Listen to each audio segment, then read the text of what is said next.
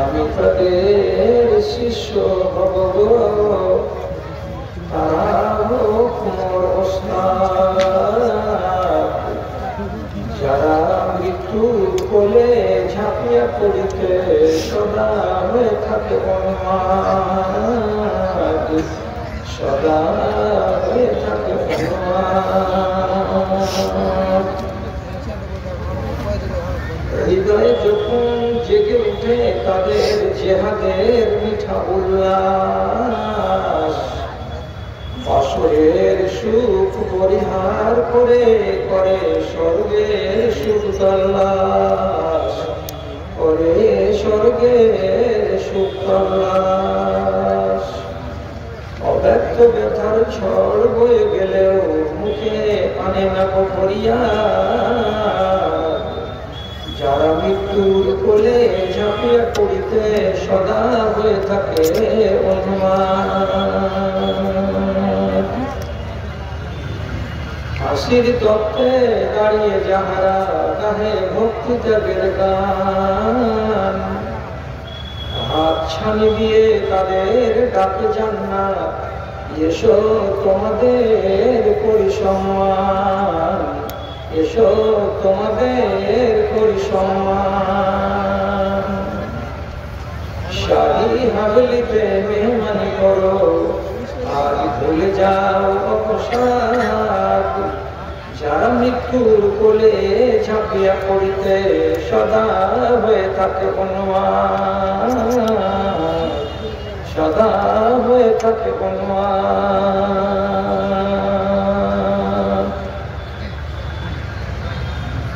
শ্রদ্ধেয় সভাপতি সাহেব,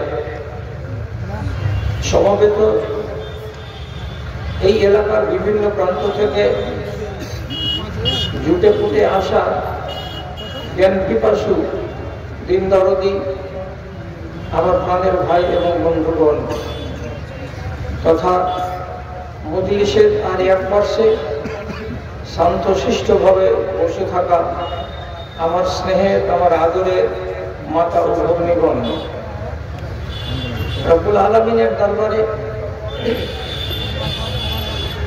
শতকোটি হামদ সানা এবং তার স্তুতিবাদ পেশ করছি যে আল্লাহ রব্বুল আলামিন কিছু লম্বা সময়ের ব্যবধানকে ঘুচিয়ে আবার আপনাদের মুখোমুখি হয়ে দু চারটি কথা বলার সুযোগ করে দিয়েছেন এবং আপনারাও রব্বুল আলামিনের শুকরগুজারি করুন যে বছরান্তে এই ময়দানে আপনারা একবার করে সমবেত হয়ে থাকেন এবং বিভিন্ন উলামায়ে দ্বীনের মুখ থেকে এমন কিছু বয়ান শোনার আপনাদের সৌভাগ্য হয় যে সমস্ত বয়ানগুলো আপনাদেরকে আখিরাতমুখী করে তোলে এবং আপনাদের দুর্বল ঈমানকে সবল করে দিতে সহায়তা করে এবং আপনারা অন্তত পক্ষে কিছুদিনের জন্য হলেও তাজা প্রাণ, তাজা মন, তাজা ঈমান নিয়ে বাড়ি যাওয়ার সুযোগ পান। আমি জ্ঞানের কাঙাল মানুষ, তবুও সাহস করে এই এলাকার বিভিন্ন জায়গায় আসি, সামনাসামনি কথা বলি। আজ আপনাদের সামনে কিছুক্ষণ কথা বলবো বলে কোরআন মাজিদের দুই জায়গা থেকে দুটি আয়াত পড়ে শোনালাম। দুটি আয়াতের মর্ম কাছাকাছি, তর্জমাগুলো সামান্য হেরফের হয় কিন্তু মর্মটা এক। মর্মটা হলো এই, কিছু মানুষ রাতের বেলায় নির্জনে জেগে আল্লাহ রাব্বুল আলামিনের দরবারে উপস্থিত হয়, মিষ্টি বিছানাকে ত্যাগ করে এবং সহিহ রিওয়ায়াত অনুযায়ী ওয়ালাহু ইমরাতুন হাসানা ওয়া ফিরাশুন লাইয়িন, নরম গদির বিছানাকে ছেড়ে দেয় এবং কম্বলের নিচে তার জীবন সঙ্গিনী অতি সুন্দরী মহিলা, তাকেও পাশ কাটিয়ে যায়, গিয়ে মহান রবের দরবারে মুসাল্লার উপরে দাঁড়াই। বিছানাটা ত্যাগ করলো কেন? দুটি আশা নিয়ে। এক নম্বর কথা, অন্তরে তার ভয়। কিসের ভয়? ভয়টা অনেক রকমের। জান কবজ করার ভয়, এখানেও একটা পরীক্ষামূলক স্টেজ। তকদির যদি ভালো হয়, যদি জিন্দগিটা ঈমানি হয়, তাহলে স্তন থেকে বাচ্চা যেমন দুধ চুষে নিতে গেলে মা জানতে পারে না, তেমনি আমার রুহটা হাসতে খেলতে বেরিয়ে যাবে। এখানে আমাকে কঠিন বিপদের সম্মুখীন হতে হবে না, এখানে একটা ভয়। যখন আমাকে খাটলিতে করে কবর দিকে নিয়ে যাবে, তখন তো আমি আগেই জেনে নিয়েছি মালাকুল মউতের আওয়াজ আমার সামনে আসবে। দুটোর একটা, হয় আমাকে বলবে ইয়া আইয়াতুহান নাফসুল খাবিসা, এ খবিস জান বেরিয়ে আই। আমি তো কবরের দিকে যাওয়ার 1 ঘন্টা 3 ঘন্টা আগে জেনেই নিয়েছি যে আমাকে ফেরেশতা ডেকেছিল কি বলে, এ খবিস জান। তাহলে তো আমার মঞ্জিল খুব কঠিন আছে। তখন তো আপনার ভিতরে ভয় সৃষ্টি হবে, ওই কবরের ভেতরে যাব, বাকি মঞ্জিলটা কেমন হবে, তখন ভিতরটা এইরকম এরকম করবে। এটা একটা বিপদের মুহূর্ত এবং ভয়। মুনকার নাকিরের প্রশ্নের জবাব যদি দিতে না পারি, তাহলে সেখানে আমার উপরে যে আযাব শুরু হবে, সে এক ভয়। হাসরের ময়দানে দৌড়ে যেতে হবে, এবং সেই দিন দৌড়াতে গেলে দৌড়াবার গতি নানান রকমের হাদিসে এসেছে।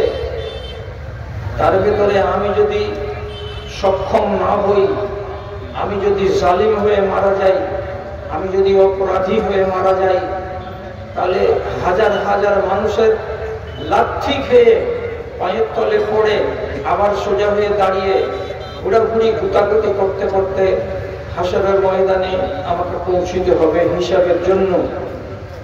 এই একটা অন্তরের ভিতরে ভয়, এটা একটা পর্যায়ে প্রত্যেকটা মানুষের জীবনে। কিয়ামতের মাঠে কতদিন দাঁড়াতে হবে?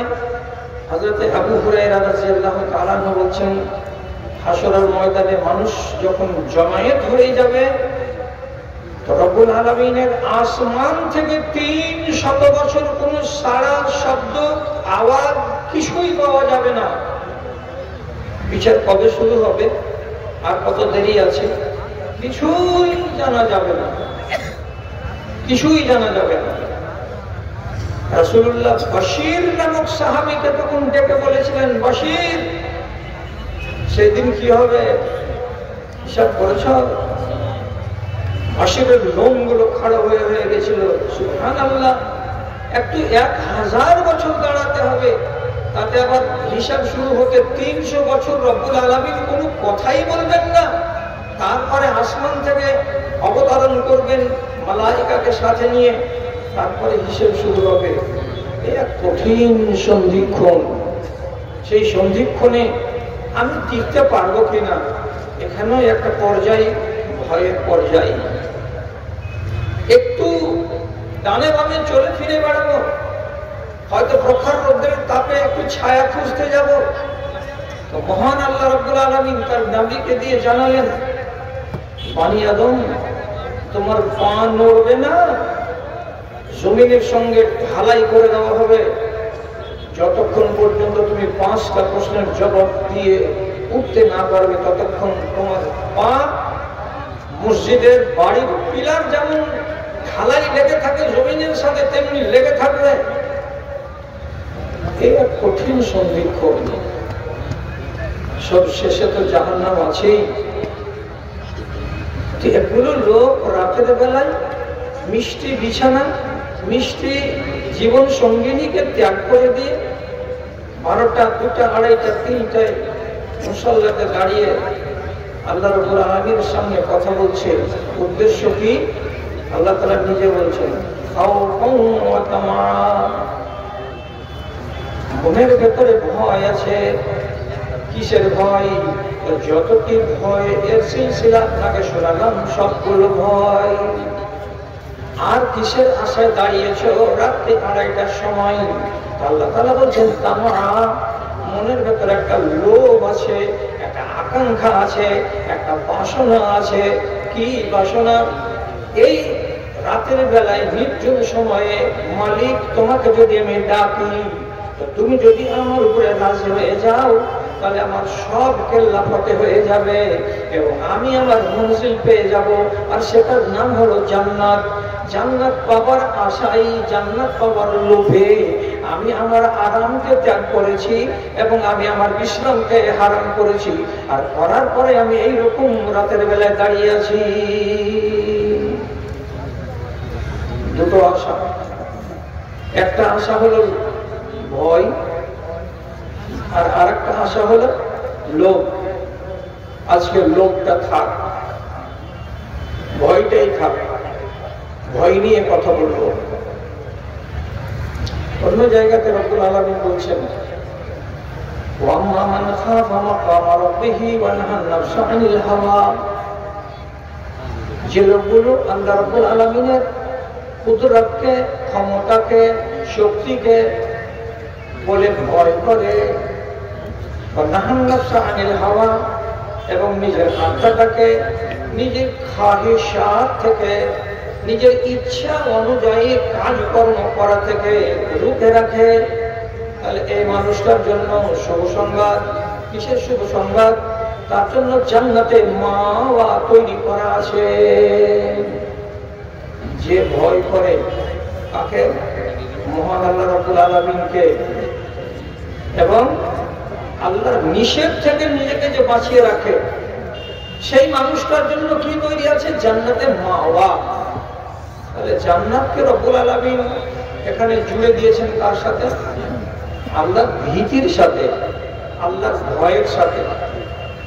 বন্ধুরা, আপনারা প্রচুর ওয়াজ শুনেছেন, আপনাদের ওয়াজের বাসনটা কানাই কানাই ভর্তি আছে আমি জানি। তারপরেও জানি না কোন সাহসে আমি কথা বলতে শুরু করেছি। দয়া করে একটা কথা মগজের প্রথম সামনের সারিতে রাখবেন। দুটো জিনিস, একটার নাম হলো ভয়, আর একটা জিনিসের নাম হলো হায়া বা লজ্জা। যার ভিতরে আছে, যে এই দুটো জিনিসকে সংরক্ষিত করতে পেরেছে, তার ঈমান হলো জমজমের পানির মতো পরিষ্কার, জমজমের পানির মতো স্বচ্ছ, যার ভেতরে কোনো ভেজাল নেই। এবং তার ঈমানটা হচ্ছে জুয়েলের মতো শক্তিশালী, যেই ঈমানকে কোনোদিন কোনো বালা, কোনো মুসিবত কাজ করতে পারবে না এবং তাকে দুর্বল করতে পারবে না। লোহার দানার মতো, লোহার বলের মতো শক্ত হয়ে যাবে তার ঈমান। যদি দুটো জিনিস তার ভেতরে জীবন্ত থাকে, একটা নাম হলো হায়া আর আরেকটা নাম হলো খাউফে ইলাহি, আল্লাহর ভয়। দুটো জিনিস। হায়া ব্রেকের কাজ করে। ব্রেক মানে কি? চলতি গাড়িটাকে হঠাৎ দরকার পড়ে গেল, চেপে দিলেন, গাড়িটা থেমে গেল, অ্যাক্সিডেন্ট হলো না। হায়া, ইসলামী হায়া কাকে বলে? আমার অশুভ কোনো পরিণাম দেখা দিতে পারে, যদি আমি এই কাজটা করি তাহলে পরে, সুতরাং আমাকে পরে লজ্জিত হতে হবে, আমাকে অশুভ পরিণাম দেখতে হবে, না না এটা ভালো কথা নয় বলে আপনার মনের ভেতরে যে দ্বিধাটা তৈরি হয়, সংকোচটা তৈরি হয়, তাকে আরবি ভাষাতে বলা হয় আল হায়া। এটা যদি থাকে মানুষের ভেতরে, তাহলে মানুষ পাপের দিকে ধাপিত হবে না। আর 2 নম্বর সহায়ক হলো কোনটা? কি? আল্লাহর ভয়। যে কোনো কাজ করার আগে আপনার মগজের যদি এক কোণে শুধু জেগে উঠে আল্লাহর ভীতি, আল্লাহর ভয়, তাহলে আপনাকে পাপ থেকে বাঁচিয়ে রাখবে। যদি বিশ্বাস না করাতে পারি আপনাকে, তাহলে শুধু একটা কথা বলি। বাসরা শহরে একদিন এক মুহাদ্দিস এলেন, তার নাম হলো ইমাম শাফি রাহিমাহুল্লাহ। বিশাল বড় মাপের আলেম। তার সাথে দেখা করার জন্য পাবলিক ঝাঁকে ঝাঁকে যাচ্ছে। এখনকার দেশে যেমন হাজার হাজার আলেম, তখনকার দিনে হাজার হাজার আলেম ছিলেন না, আঙুলে গোনা গোনা গোনা গোনা আলেম। একটা আলেম যদি কোন শহরে যেতেন তো তার পেছনে শও শও লোক তার কথা শোনার জন্য, তার সঙ্গ পাওয়ার জন্য হাঁটত। ভিড়ের ভেতরে শত শত মানুষ হাঁটছে, এক মদে ঘোল হয়ে আছে এক নওজোয়ান, নিঢাল। সে তখন লোকের ভিড় দেখে বলছে, কি ব্যাপার? লোকেদের কথা বলার টাইমে সংক্ষেপে বলছে, শাবি শাবি, শোভা শোভা। মৌলানা বা আল্লামা শোভা এখানে এসেছেন। তো বলছে, কে ওটা? তো এখানে তুমি মৌলানাটাকে চিনবে না? এসে তোমাকে দেখাচ্ছি। আক্কেল তো ঢোল হয়ে আছে মদ খাওয়ার কারণে। শুনলো যে বড় আল্লাহ, তাড়াতাড়ি করে দৌড়ে আগে সামনের সারিতে এসে ইমাম সাহেবের রাস্তাকে আটকে দিয়ে গাধাতে খচ্চরে চড়েছিলেন। যে বলছে, হাদিসনি হাদিসান ওয়া ইল্লা, আপনি আমাকে একটা হাদিস শোনান, আপনি নাকি বড় আলেম, আর যদি আপনি না শোনাবেন আহমার ওয়াজহাকা, আমি আপনার চেহারাকে লাঠির বাড়িতে মেরে লাল করে দেব। ইমাম সাহেব বুঝলেন এর দিমাগের সন্তোলন ঠিক নেই। লোকেরা চোখের চিমটি কেটে বলছে, হাজরাত তার অবস্থা ভালো নেই, কিন্তু আপনি কি করবেন, পড়ে গেছেন। এরকম মজনুন পাগলের সামনে কিছু তো করতেই হবে। তখন মাওলানা বললেন, ঠিক আছে, তুমি হাদিস শুনতে চাইছো, তোমাকে হাদিস শুনিয়ে দিচ্ছি। ছোট্ট করে এতটুকু একটা হাদিস শোনালেন, আর দিয়ে বললেন, ইজা লাম তাস্তাহি ফাসনা মা শি'তা, তোমার যদি হায়া শরম না থাকে যা ইচ্ছা তাই করো, যাও। একটা হাদিস শুনিয়ে দেবো। তোমার যদি হায়া শরম না থাকে, তোমার মনে যেটা লাগে সেটা করো, কে তোমার ভুল ধরবে? যখন নেশা নিচে নামলো, মগজটা হালকা হলো, ঠান্ডা মনে ভাবতে লাগলো, হায়া থাকতে গেলে যে কোনো কাজ করা যাবে না। গোটা দেশের লোক আমাকে মদখোর বলে চেনে, আমার হায়া নেই বলেই। তাহলে উনি তো যেটা কথা বলেছেন বড় কাজের কথা, তাহলে মদ আমাকে বেহায়া বানিয়েছে। বাড়ি গেলেন, যাওয়ার পরে মদের বোতলটিকে ভাঙলেন, ভাঙার পরে নিজের মাকে বললেন, মা, আমার সঙ্গীরা সন্ধ্যাবেলায় আসবে আমার সাথে দেখা করতে, তুমি তাদেরকে যা পারবার খেজুর পানি দিয়ে বিদায় করে দিবা, আর আমার কথা বলবা যে আমার ছেলে বাড়িতে নাই। উনি যে বেরিয়ে গেলেন তো গেলেন। এই জওয়ানের নাম হলো কানাবি। কানাবি পরবর্তী যুগে এসে এই কানাবি তিনি একটা মুহাদ্দিস হয়ে গেলেন, এবং কানাবির রিওয়ায়াত করা হাদিস সহিহ কিতাবের ভেতরে একাধিক পাওয়া যাবে। আলেম হলেন, মুহাদ্দিস হলেন, পণ্ডিত হলেন, সবকিছু হয়ে গেলেন। আগের জীবনটা সমূলে বদলে গেল কিসে? একটা হাদিসে। তোমার যদি হায়া শরম না থাকে তো তোমার মনে যেটা লাগে সেটাই করো। মানুষের সামনে তুমি পাগলামি করো, মানুষের সামনে তুমি দাঁড়িয়ে তোমার ইজ্জতকে খুলে দিয়ে থাকো, মানুষের সামনে তুমি তাফালিং করো, তুমি কোন নারীর গায়ে হাত দিয়ে তাকে অবলীলাক্রমে লজ্জায় ফেলে দাও, যেটাই তোমার মন চাই সেটাই তুমি করো, কেউ তোমাকে বাধা দেবে না। এবং তোমার কুকাজ থেকে যদি তোমাকে বাধা দেয় তো একটাই মাত্র হায়া বাধা দেবে। অতএব নিজের ভেতরে হায়া তৈরি করো। বড় দামি হাদিস। আমি উদাহরণে বলছিলাম, আমার আপনার ভেতরে যদি হায়া থাকে তাহলে আমি কোনোদিন নিজেকে কলঙ্কে ডুবাতে যাব না। আর 2 নম্বর জিনিস সেটা কি? সেটা নাম হলো খাশিয়াত, সেটা নাম হলো খৌফ, আল্লাহর ভীতি। আল্লাহর ভীতি যদি আমার মনের ভেতরে থাকে তো অত সহজে আমি কোনো পাপের কাজে যাব না।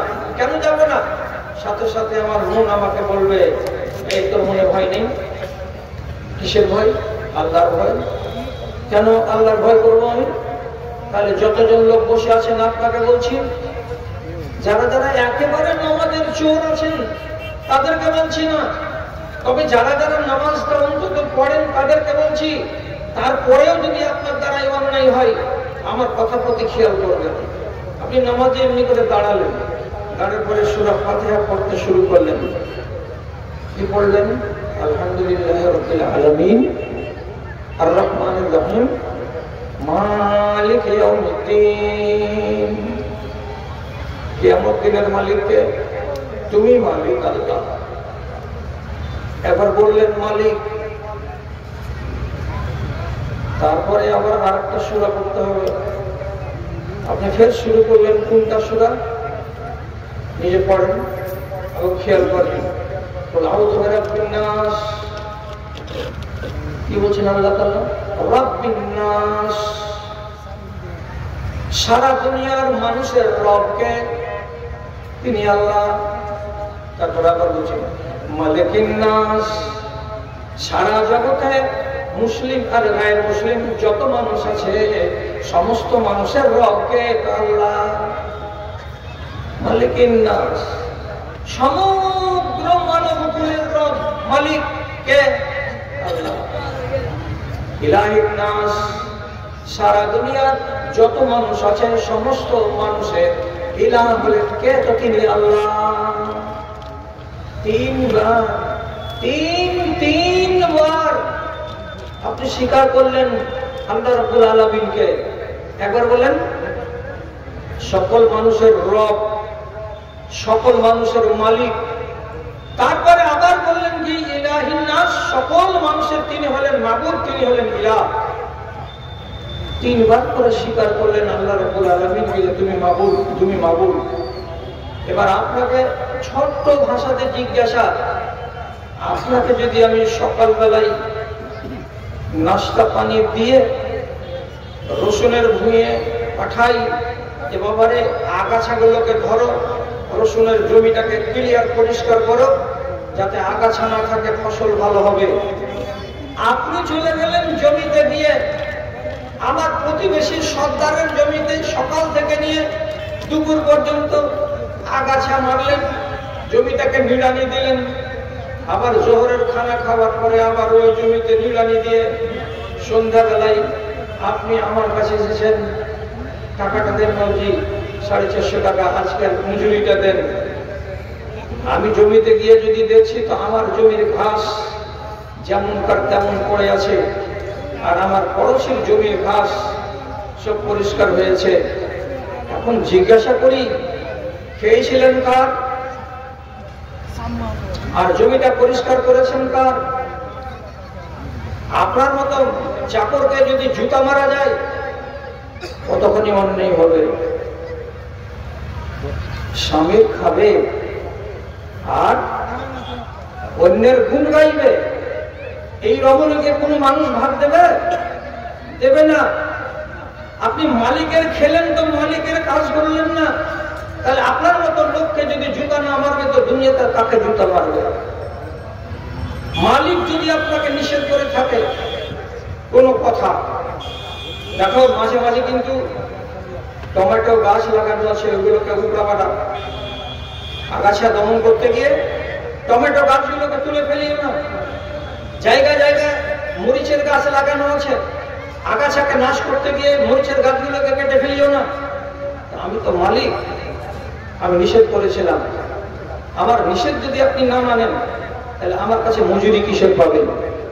আমার নিষেধকেও মানলেন না আর আমার আদেশকেও মানলেন না, তারপরে আপনি আমার কাছে যদি মজুরি চান তাহলে আপনার মতো মাথা পাগল লোক আর দুনিয়াতে কে আছে?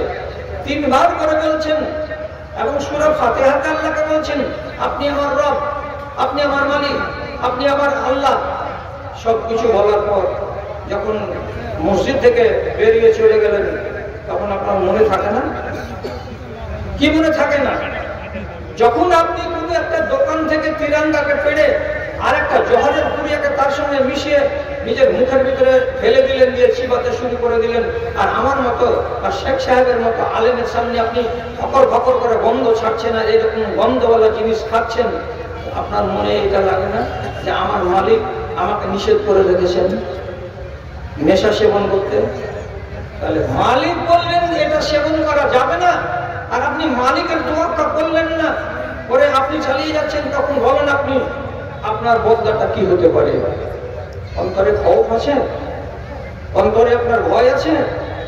আমাকে আমার মালিক দেখছেন, এ দেখছেন কথাটা বলে কি আপনার মগজের ভেতরে চেতনা আছে? নেই। যদি থাকতো তাহলে আমাদের দেশে ঈমানের এই দুরবস্থা হতো না।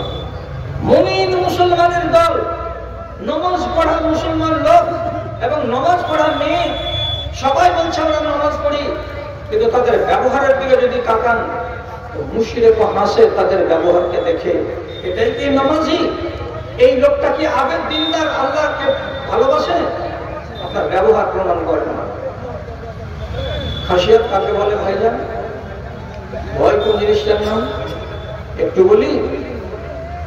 আল্লাহ রাব্বুল আলামিনকে হাজির যদি মনে করেন তাহলে আপনার ঈমানটা ঠিকঠাক থাকবে, তো মগজে থাকে না। তাহলে আল্লাহ রাব্বুল আলামিনকে আমি হাজির কেন বললাম? যেহেতু প্রমাণ আছে আমার কাছে। কি প্রমাণ? হাদিসে লেখা আছে, হযরতে তিরমিজি শরীফের হাদিসে আছে, তোমার রবের ক্ষমতা কেমন জানো? বাইনাহু ইয়াসমাউ ইলা দাবিবি নামলাতিন সাউদা আলা সাখরাতিন সাউদা ফি লাইলাতিন সাউদা। তোমার রব একটা কালো ঘুটঘুটে অন্ধকার রাত, সেই অন্ধকার ঘুটঘুটে কালো রাতে একটা কালো পাহাড়ের উপরে একটা কালো রঙের পিঁপড়া যদি চলে, কোন দিকে চলে এবং তার পায়ের তলা দিয়ে কেমন আওয়াজ বেরোয়, কতটুকু আওয়াজ বেরোয় রব্বুল আলামিন সেটাও শুনতে পান। কোথা থেকে? তো আসে আজিম থেকে। পিঁপড়াটা কোন দিকে যায় সেটার দিকে রব্বুল আলামিন দেখেন। পূর্ব দিকে যায় না পশ্চিম দিকে যায়, উত্তর দিকে যায় না দক্ষিণ দিকে যায়। তাহলে আমার রব আল্লাহ রাব্বুল আলামিন আরশে আজিম থেকে কোটি কোটি কোটি কোটি মাইল দূরে তিন রকমের অন্ধকারের ভেতরেও একটা পিপিলিকার গতি যদি তিনি নিরীক্ষণ করে থাকেন, তাহলে আমার মতো 5.5 ফিট মানুষ একটা লম্বা, আর এতটুকু আমি চওড়া, আমার সিনা হলো 36 ইঞ্চি। তো আমার মতো মানুষটা দুনিয়াতে চলতে গিয়ে আমার হাতের মোবাইলটাতে কি বাজছে আল্লাহ দেখতে পাচ্ছেন না? পাচ্ছেন না। আমি যে বেরিয়েছি আমার বাম হাতে 2 আঙুলের মাঝখানে এই জিনিসটাকে কি আমি টানতে আছি, আল্লাহ রাব্বুল আলামিন দেখছেন না? দেখছেন না। আমার মুখের ভেতরে যে জিনিসটা ঢোকানো আছে এবং আমি তাকে চিবাচ্ছি আর রসগুলোকে চুষে চুষে নিজের কলেজের ভেতরে ঢোকাচ্ছি, পেটের ভেতরে ঢোকাচ্ছি, আল্লাহ রাব্বুল আলামিন এগুলো দেখতে পাচ্ছেন না? পাচ্ছেন না। যদি বলেন হ্যাঁ দেখতে পাচ্ছেন, মালিকের চোখের সামনে এতগুলো অন্যায় করবেন, আপনার অন্তরে ভয় আছে? ভয়টা নেই বলে তো এত বেড়েছেন আপনি, আর ভয়টা নেই বলে তো বেড়েছে দেশের মেয়েরা এতটা। কোন নারী একটা কথা শুনে না, কোন নর এতগুলো জালসা শুনে একটা কথা শুনে না। আমি কোন এক মজলিসে বলছিলাম, তুমি মেহেন্দি লাগাতে পারো, তুমি ঠোঁট লাল করতে পারো, তুমি চোখে সুরবা লাগাতে পারো, তুমি তোমার গাল মুখ চোখে যেখানে সেখানে ফেরান লাভলি ভিকো টারমারি সবকিছু লাগাতে পারো। কিন্তু আল্লাহ তাআলা কোরআনে বলছেন তোমার এই যে জিনা, লাল লাল ঠোঁট, সুন্দর সুন্দর চোখ এবং চেহারা গোলাপের মতো, এই জিনা কাকে দেখাতে পারবে? রব্বুল আলামিন সূরা নূরে বললেন 6টা পুরুষ লোক দেখতে পাবে। একটা স্বামী, একটা নিজের বেটা, একটা স্বামীর বাপ মানে শ্বশুর, একটা নিজের বাপ, আর একটা নিজের ভাই। আর যদি বাড়িতে নাবালক বেটা ছেলে চাকর থাকে সে, এই 6টা লোক বাদে তোমার লাল ঠোঁট আর তোমার এই সুন্দর গোলাপি চেহারা এবং তোমার জিনাত কোনো লোক দেখতে পাবে না। কোরআন বলছে পাবে না। আর আপনার নিমতলাতে খালি একটা বিয়ে লাগবে, দেখবেন উত্তর পাড়ার বেটি ছেলে, দক্ষিণ পাড়ার বেটি ছেলে এমন সাজে সেজে আসছে যে তাদের চেহারার দিকে দেখে আপনি বলতে পারবেন না সাহস করে যে এই মেয়ে ছেলেদের ভিতরে একটাও কোন মুসলমান মেয়ে আছে, আপনি তাদের চেহারা দেখে বলতে পারবেন না যে এদের ভিতরে আল্লাহ রাব্বুল আলামিনের ভয় এবং ভীতি আছে। তোমার খালি মাথাতে আল্লাহর চোখ যায় না? তাহলে হাদিস কেন শুনছো? জালসা কেন শুনছো? আরে যদি মানবে না তো বাড়িতে হুজ্জত করে বসে থাকো। এটাও তো কথা বলবে যে আমি ওগুলোকে শুনি না, তো আমি ওগুলোকে মানি না। শুনবে আর মানবে, এটার নাম ঈমান। হায় আল্লাহ, মুসলমান জাতিকে কোন ভাষা দিয়ে আর কোন শব্দ দিয়ে বোঝাবো যে ঈমানটা কোন জিনিস, আর ঈমানটা টিকাতে হয় তো কোন জিনিস দিয়ে? सामान्य तिजारत मेरा ईमान नहीं है, सामान्य तिजारत मेरा ईमान नहीं है, हर दर पे झुके सर ये मेरी शान नहीं है। अल्लाह मेरे घर की बरकत न चली जाए, अल्लाह मेरे घर की बरकत न चली जाए, कई दिन से मेरे घर में मेहमान नहीं है। ईमाনের পরিচয় যেখানে আছে না হটে যাও, যেখানে আছে হ্যাঁ আঁকড়িয়ে ধরো। এই জন্য এর আগে আপনাদের এই এলাকাতে বা এখানেও বলেছি, আল্লাহর আইন হলো দুই রকমের। একগুলোকে বলা হয় আদেশমূলক, আর একগুলোকে বলা হয় নিষেধমূলক। আল্লাহর আদেশমূলক আইনকে যদি মানেন আলহামদুলিল্লাহ, আর একটা আদেশমূলক আইনকে যদি ছেড়ে দেন আসামি, আল্লাহর নিষেধমূলক আইনকে অগ্রাহ্য করুন আলহামদুলিল্লাহ। আর আল্লাহর নিষেধমূলক আইনকে একটাকে যদি আপনি ধরে নেন, তাকে নিষেধ মনে না করেন, আপনি আসামি। আর আসামিকে আরবিতে বলা হয় মুজরিম। আর মুজরিম সম্পর্কে আল্লাহ রাব্বুল আলামিন বলছেন ওয়া ইন্না মিনাল মুজরিমিনা মুনতাকিমুন, যারাই আসামি হবে তাকে ছেড়ে কথা বলা হবে না। আসামিকে ছাড়ি না আমি। নমরুদ আসামি ছিল, গায়রত হয়ে গেছে। ফেরাউন আসামি ছিল, গায়রত হয়ে গেছে। কওমে সালেহ উটের ট্যান কেটে দিয়ে আসামি হলো, গায়রত হয়ে গেছে। এবং এখানে আদ আর সামুদ এক জাতি আল্লাহ রাব্বুল আলামিনের নাফরমানি করেছিল।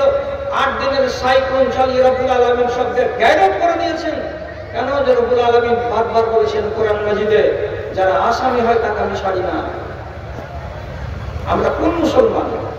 অন্তরে ভয় নেই? সহি কথা বলছি, হেফাজত করুন কথা। হযরত আব্দুল্লাহ বিন উমর রাদিয়াল্লাহু তাআলা আনহু একদিন ফজরের বেলা কোরআনের তেলাওয়াত করছিলেন, সূরা মুতাফফিফিন। তেলাওয়াত করতে করতে একটা জায়গাতে একটা আয়াত এলো, ওই সূরারই তেলাওয়াত করছেন। এবার আয়াতটা এলো। কি আয়াত এলো? ইয়াউমা ইয়াকুমুন নাসু লিরাব্বিল আলামিন। কি তর্জমা? যেদিন মানুষকে খাড়ো হতে হবে তার রবের সামনে মুখামুখি হয়ে। কেন যে সেদিন আল্লাহ এবং আমি সামনাসামনি খাড়ো হব? কিসের জন্য? আমার রব আমার কাছে হিসাব চাইবেন, আমার 65 বছরে কি করেছিলাম আমি। হিসেবের জন্য দাঁড়াতে হবে, প্রত্যেকটা মানুষকে তার রবের সামনে খাড়ো হতে হবে। এই কথাটা তিনি যখন করলেন, পড়ার পরে তার অন্তরের ভেতরে কত ভয় ঢুকলো, কত ভীতি ঢুকলো, যে তিনি তার পরের আয়াতটিকে আর করতে পারলেন না, চুপচাপ দাঁড়িয়ে গেলেন। কয়েক সেকেন্ড দাঁড়িয়ে থাকার পর পিছনের লোকেরা মনে করলেন হয়তো এবার আগের আয়াতটাকে পড়বেন, কিন্তু আবার তিনি বলছেন ইয়াউমা ইয়াকুমুন নাসু লিরাব্বিল আলামিন। আর একবার পড়লেন ওইটাই, তারপরে 3 বারের বার তিনি আবার পড়ছেন ওইটাই, ইয়াউমা ইয়াকুমুন নাসু লিরাব্বিল আলামিন। 3 বার পড়লেন একই আয়াত। তারপরে আর সেই দিনের মতো তেলাওয়াত করা হলো না। কিছুক্ষণ পরে লোকেরা জিজ্ঞেস করে বললেন, জনাব আপনি আজ কোরআনের তেলাওয়াত করতে গিয়ে এক জায়গাতে গিয়ে থমকে গেলেন, আটকে গেলেন, আর আগে বাড়লেন না। তো আগে না বাড়ার কারণটা কি? ইয়াউমা ইয়াকুমুন নাসু লিরাব্বিল আলামিন পড়লেন, পড়ে থেমে গেলেন, আর আগে গেলেন না কেন? তো আব্দুল্লাহ বিন উমর রাদিয়াল্লাহু তাআলা বলছেন, আয়াতটার মর্ম বুঝতে পেরেছ? খালি রিডিং করে চলে যাচ্ছ। আয়াতটার মর্মটা কি? যেদিন মানুষকে খাড়া হতে হবে তার রবের সামনে মুখামুখি হয়ে। কেন খাড়া হবে তুমি? কেন খাড়া হতে হবে? আমাকে হিসেব দেওয়ার জন্য খাড়া হতে হবে। তোমার বুকে কি পাটা আছে এত যে তুমি হিম্মত নিয়ে তোমার রবের সামনে দাঁড়াতে পারবে? তোমার যদি বুকে পাটা এত মজবুত থাকে তাহলে থাকতে পারে, কিন্তু আমি আব্দুল্লাহ বিন উমর বলছি আমার ভেতরটা এমনি এমনি করছে আল্লাহর ভয়ে। সেদিন রব্বুল আলামিনের সামনে যে আমি দাঁড়াবো, আমি হিসাবটা ঠিক করে দিতে পারবো কি পারবো না। আমি জীবনে কি করেছি, আমি জীবনে কি করিনি, আমি জীবনে কটা ভুল করেছি, আমি জীবনে কটা ঠিক করেছি। রব্বুল আলামিন যখন আমার কাছে হিসাব চাইবেন, আমাকে যখন পাকড়াও করবেন, তখন আমার যদি ভুল বেরিয়ে যায় তাহলে আমার মতো লোকটার আব্দুল্লাহ বিন উমরের কি দুর্গতি হবে। এতগুলো কথা যখন মগজে চলে এলো, মাথাটা আমার ভার হয়ে গেল। আর মাথা যখন ভারী হয়ে গেল, চিন্তার জ্বালায় আগে বাড়তে পারলাম না, ওখানেই আমাকে ক্ষান্ত হতে হলো। সাহাবী তাদের যদি আল্লাহর ভীতি এমন পর্যায়ের হয়, আমরা কোন ক্ষেত্রে বলি আমাদের মনের ভেতরে কেন অন্তত এই যুগের অনুযায়ী কিছুটা তো ভয় থাকবে। আল্লাহর ভয় বলে তো থাকবে, হাতটা রুখবে, যে কাজ কেন করতে যাচ্ছি, আল্লাহ যে নিষেধ করেছেন, এটা কাজ কেন করতে যাচ্ছি, আল্লাহ যে নারাজ হয়ে যাবেন আমার উপরে, কতদিন আপনাদেরকে বুঝাতে হবে। আর আপনার ইসলাম করার জন্য আলেমদেরকে কতদিন সময় লাগবে? ভাই আমার, আমি যদি গলত বলি, গলত কথা বলি, তাহলে আপনি সার্টিফাই করবেন আপনি যে আলেমকে বিশ্বাস করেন তাকে দিয়ে। জুরারা বিন আওফা, কুশাইর মসজিদ, কুফা নগরীর এক মসজিদে তিনি ইমামতি করেন। ইমাম নামাজ পড়াচ্ছিলেন ফজরে।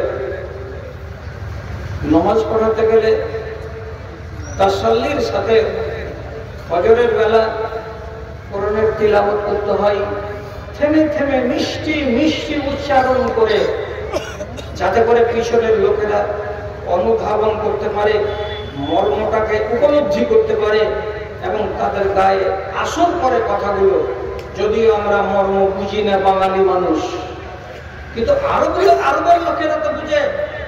উনি ঠান্ডা মিজাজে মনের তাসাল্লির সাথে উনি তেলাওয়াত করছেন। কি তেলাওয়াত? তেলাওয়াতটা চলতে চলতে চলতে চলতে এমন একটা আয়াত এলো। আয়াতটা কি? ফায়জা নুকিরা ফিন নাকুর যালিকা ইয়াউমুন আসীর। যেদিন বাঁশিতে ফুঁক দেওয়া হবে, বাঁশি মানে কি? ইসরাফিলের বাঁশি, সিংহাতে ফুঁক দেওয়া হবে। সেই দিনটা বড্ড বিপদের দিন হবে, সেই দিনটা বড্ড কঠিন দিন হবে। সেই দিনটা কিন্তু সবার জন্য সুখের হবে না, এদিন মুসিবতের দিন হবে, এদিন বড্ড আজমাইশের দিন হবে। সত্যি তো। হযরত ইসরাফিল যখন বাঁশিতে ফুঁক দিয়ে দিবেন, তখন দিনটা কি ভালো হবে? ফুঁক দেওয়ার মানে হলো দুনিয়াকে ধ্বংস হওয়া। আর ধ্বংস হতে গেলে কত রকমের কি হবে জানা আছে কি? জানা যদি না থাকে তো শর্টে 2 মিনিটে শুনে নেই কথাটা। একটা ভূমিকম্প হবে, পয়লা কথা যে কি হবে? ভূমিকম্প হবে। ভূমিকম্পের খেলাটা কেমন? যখন 2007 সালে নেপালের পাহাড় থেকে ভূমিকম্প উৎপত্তি হলো, আর চোখের সামনে যখন বড় বড় বিল্ডিং গুলো দানা জমিনে পড়ছে, তখন হাজার হাজার লক্ষ লক্ষ মানুষ বাড়ি থেকে বেরিয়ে দিশা না পেয়ে এই দুনিয়ার ভগবানকে টাকা ছেড়ে দিয়ে উপর দিকে এমনি করে হাত তুলে দিয়ে খালি তখন ওদের ভাষাটা বলছে ঈশ্বর ঈশ্বর। তার মানে কি? এখন দুনিয়ার খোদাগুলো অচল, এখন আসমানের উপরে যেটা আল্লাহ আছে, খোদা আছে, সেই সচল। ওকেই ডাক, খেলার নাম বাবাজি।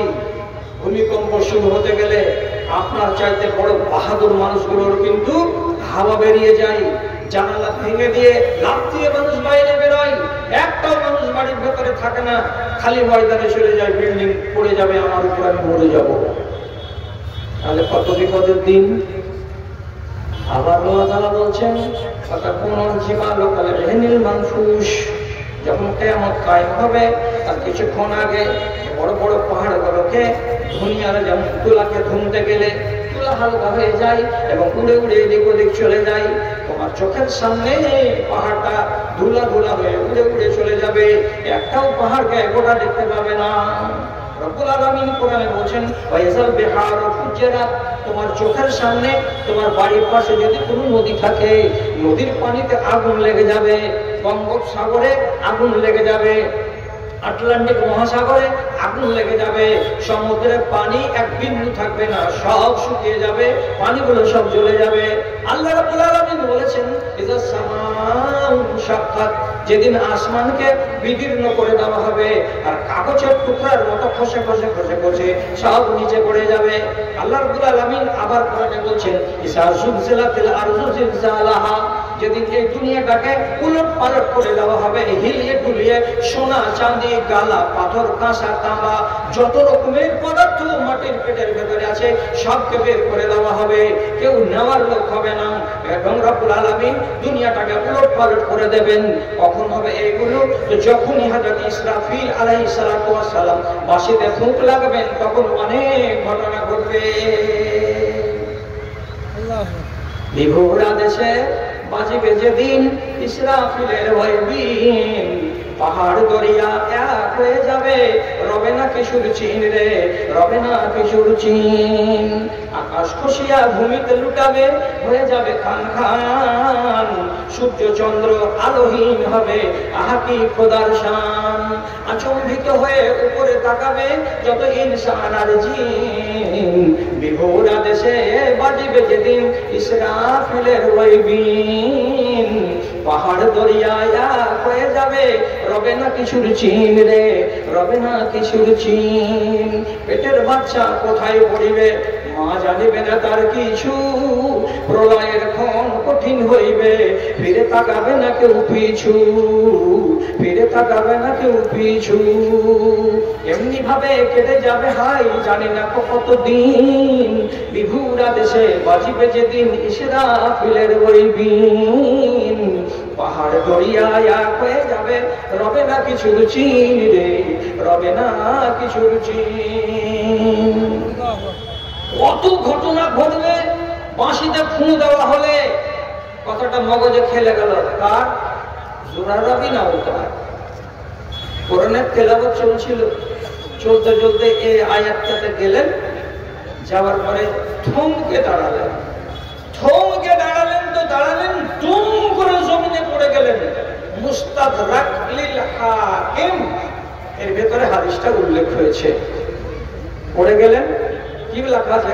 খাররা মাইয়াতান, উনি পড়ে গেলেন তো মরে গেলেন। বাহস ইবনে হাকিম রাদিয়াল্লাহু তাআলা আনহু তিনি বলছেন, আমি সেদিন জুরারা বিন আওফার পিছন দিকে লাইনে মুক্তাদি হয়ে তেলাওয়াত শুনছিলাম, যখন তিনি ফায়জান নকিরাফিন নাকুরে যালিকা ইয়াউমুন আসির পড়লেন, আর পড়ার পরে যেমনি মরে গেলেন, পড়ে সাথে সাথে অন্য একজন লোককে সামনের সারিতে আনা হলো, তিনি নামাজ পড়ালেন, আর আমরা কয়েকজন লোক মিলে তাকে বাইরে নিয়ে চলে গেলাম। যেহেতু লোকটা মরে গেছে, মসজিদে আর রাখা যাবে না, এখন নামাজ চলতে আছে। কাকে বলে ভয়? আল্লাহর ভয় কোন জিনিসের নাম? আন্দাজে যদি লাগে ভালো কথা, আর যদি আপনার ভয় বলে মনের ভেতরে কোনো স্পৃহা না থাকে, কিছু করার নাই রে দাদা। আমার গোড়াতে আপনাকে যতটি কথা বলেছি আমি ভয়ে, কথাগুলোকে যদি জাগ্রত রাখতেন মগজে, তাহলে কি আপনি এত বেয়ারা হতেন? আজকালকার লোক, আল্লাহ আমার যদি ভুল হয়ে যায় তো তুমি আমাকে মাফ দিও। রাসূলুল্লাহ হাদিসে বলেছেন, তোমাদের ভেতরে অনেক বেশি লোক নিজের জীবনের কারণে জাহান্নামে যাবে। নবীজির হাদিসটাকে 100 বার বিশ্বাস করার পর আমি আমার নিজের আক্কেল অনুযায়ী বলছি, এই জন্য আল্লাহর কাছে আমি মাপ চাইলাম আমার যদি ভুল হয়। বর্তমান জমানার অধিকাংশ লোককে, যারা বর্তমান জমানার অধিকাংশ লোকের কথা বলছি, যদি এদেরকে আল্লাহ না করে জাহান্নামে যেতে হয়, তো তাদেরকে অ্যান্ড্রয়েড মোবাইলে জাহান্নামে নিয়ে যাবে। অ্যান্ড্রয়েড মোবাইল মানুষকে জাহান্নামে নিয়ে যাবে, এমন একটা জিনিস আপনি ব্যাগে করে নিয়ে বেড়াচ্ছেন। জি, আপনি এই জিনিসটা থেকে উপকৃত হতে পারেন না। আপনার ঈমানকে সব সময় বরবাদ করে দিচ্ছে কে? এই অ্যান্ড্রয়েড মোবাইল। কত বড় রোগ এটা জানেন? এক একটা কুলাঙ্গার মুসলমানের বাচ্চা রাতের বেলা যদি ঘুমাচ্ছে আর মোবাইলে যদি নেট না থাকে, একবার ডানে আর একবার বাম, একবার ডানে একবার বাম, সারা রাত কেটে যাচ্ছে, ঘুম আসে না। আর এই কুলাঙ্গারকে যখন ওর মোবাইলে নেট থাকছে, কানে লিডটা লাগিয়ে দিল, মোবাইলকে চালু করে দিল, একের পর এক গান আসছে, ধিন ধিন ধিন ধিন ধিন ধিন করে বাজছে। আর ওইভাবে শুয়ে থেকে 1.5 ঘন্টা 2 ঘন্টা কখন তাকে নিম চলে এসেছে, তখন ঘুমিয়ে গেছে। তারপরে ওর কানে মিঠা মিঠা ইংলিশ তার স্যালাইন ঢুকাতেই আছে। যখন 1-1 ঘন্টা 2টা ঘন্টা ঘুম পড়া হয়ে যায়, তখন ঘুমের ঘরে ঘরে মোবাইলের সুইচটা অফ করে, যখন তো নিদ লেগে গেছে আমাকে।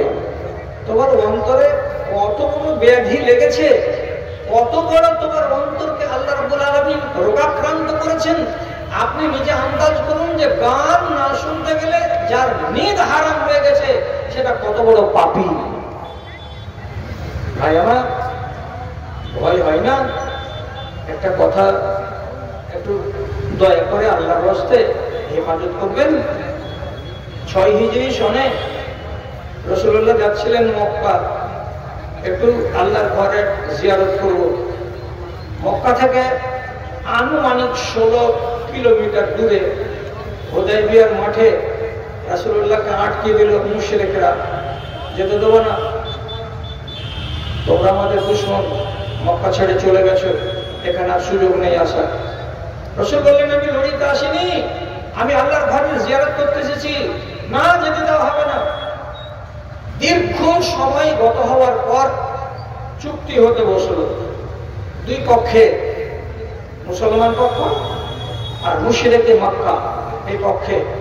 চুক্তিতে ধারাগুলো লিখতে লাগলো, এবছর চলে যাবেন, সামনে বছর আসবেন, সাথে বস্ত্র নিয়ে আনবেন না, 3 দিন থাকবেন, এর বেশি থাকবেন না। এই চুক্তিটা 10 বছরের জন্য হচ্ছে। তারপরে যে যাকে পারবে বন্ধু হিসাবে গোষ্ঠীগুলোকে নিজের মিত্র বানাতে পারবে। তারপরে একটা ধারাটার প্রতি খেয়াল করুন একটু, নিপতালার কথার প্রতি খেয়াল করুন একটু। 5 নম্বর ধারাতে একটা ধারা লিখতে গেল কি, এই চুক্তির পরে কোন লোক যদি মক্কা থেকে মদিনা চলে যায়, তাহলে আপনি ওই লোকটাকে আমাদের হাতে তুলে দেবেন ফেরত।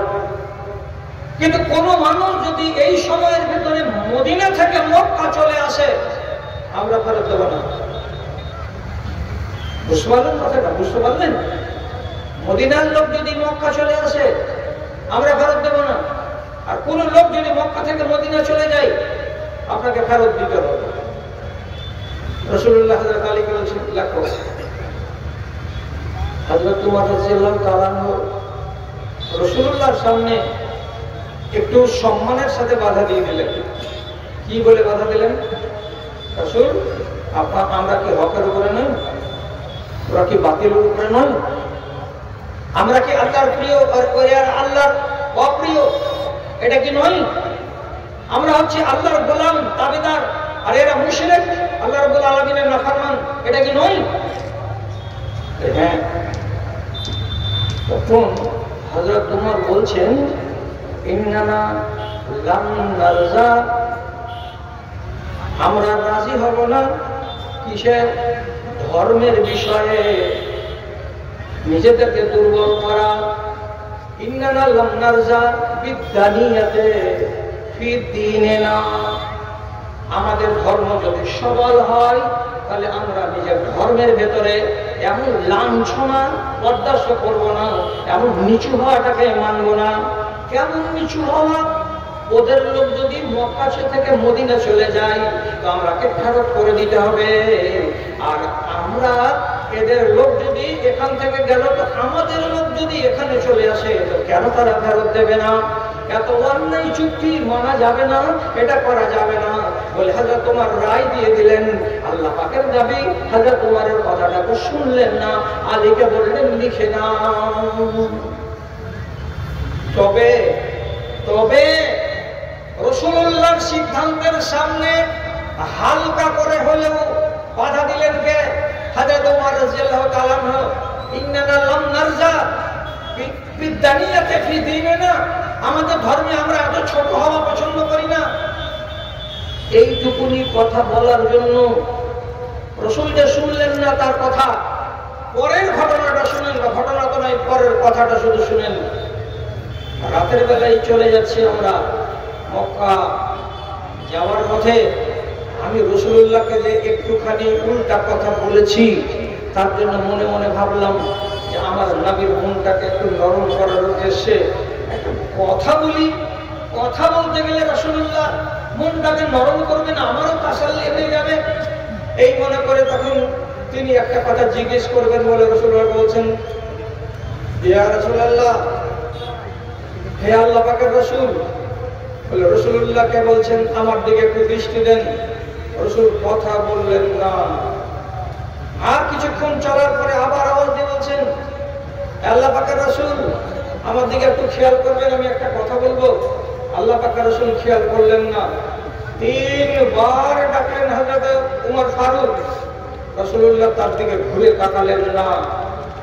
তখন হযরত ওমর ভিতরে কাঁচুকুচু হয়ে যাওয়ার পরে এবার বলছেন, সাকালা উমারা, উমরের মায়ের ছেলে হারিয়ে যায়, উমরের মায়ের কি হয়ে যায়, ওর জীবনে অনেক রকমের বিঘ্ন হইতেছে যায়। উমরের মায়ের খারাপই হোক, উমারকে তুমি জন্ম দিয়েছো মা, আর তোমার বেটা আজকে নবীজির সঙ্গে কথা বলতে চাইছেন, তিনি আমার সঙ্গে কথা বলছেন না। তখন ভেতরটা এমনি এমনি করতে লাগলো, ভয়ের জ্বালায়। কিসের জন্য ভয়ের জ্বালা হলো? আমি ভাবলাম নিশ্চয়ই আমার বিরুদ্ধে আল্লাহ রাব্বুল আলামিন আসমান থেকে আয়াত নাযিল করে দেবেন, কেন যে আমি তো একটা বেয়াদবি করেছি। এবং রাসূল কারীম সাল্লাল্লাহু আলাইহি সাল্লাম, আমি তাকে 3 বার করে ডাকলাম, তিনি আমার দিকে তাকালেন না, ভ্রুক্ষেপ করলেন না। তখন তিনি কাঁপতে লাগলেন আর মনে মনে বলছেন, পরওয়ারদিগার, কোন আযাবে গ্রেফতার হলাম, পরওয়ারদিগার কত বড় মুসিবতে পড়ে গেলাম। হে আল্লাহ, তুমি আমার বিরুদ্ধে যদি আয়াত নাযিল করে দাও, উমরের ইজ্জত বলে কিছু থাকবে না, উমর হয়ে আর থাকবে না। হে আল্লাহ, আমি কিসের জন্য এমন কথাটা বলতে গেলাম? আমার উপরে আমার নবী নারাজ হয়ে গেছেন, চিন্তিত হয়ে গেলেন, মাথাটা ভারী হয়ে গেল। এভাবে চলতে খানিকক্ষণ পর আল্লাহ পাকের নবীর আমি সামনে চলে গেলাম। আর সামনে যাওয়ার পরে রাসূলুল্লাহর দিকে যখন আমি তাকালাম, তখন আল্লাহ পাকের নবী আমার দিকে তাকিয়ে বলছেন, ইন্না ফাতাহনা লাকা ফাতাহাম মুবিনা।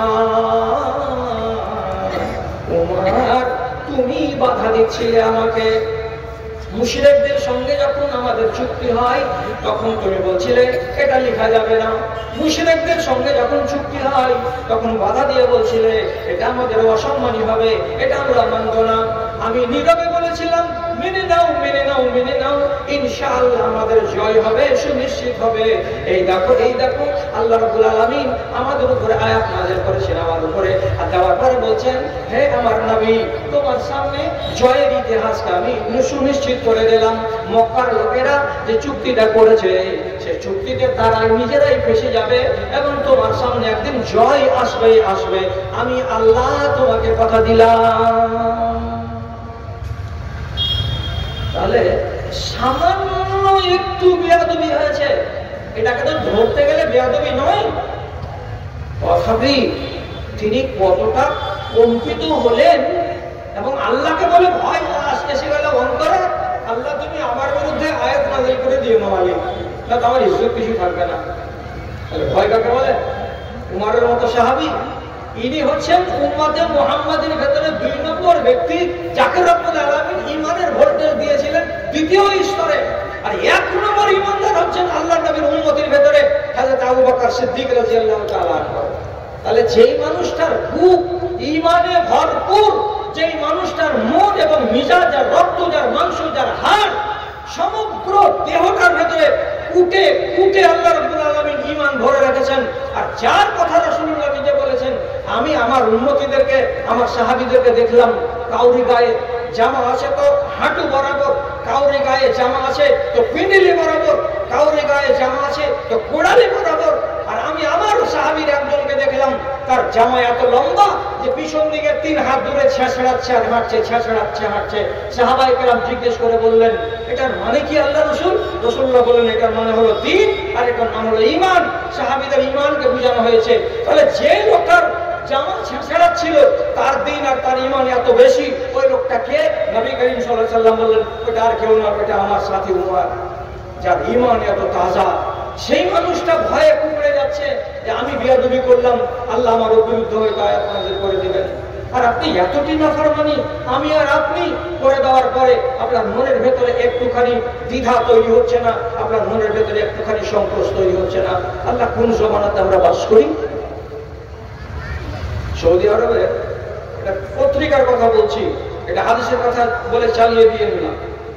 এত বড় বড় ছোট ছোট ছেলে, একটার বয়স 5 বছর আর একটার বয়স 7 বছর, দুটো ছেলেকে প্রত্যেকদিন সকালবেলা স্কুলে রেখে আসতে হয়।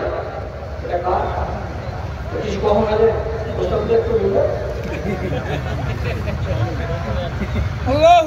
ভিতরটা একটু গোলমেলা হয়ে আছে। নেপাল থেকে ফেরার রাস্তাতে ঠান্ডা লেগে গেছে, খুব পোহালাম কিন্তু আমি 3-4 দিন ধরে।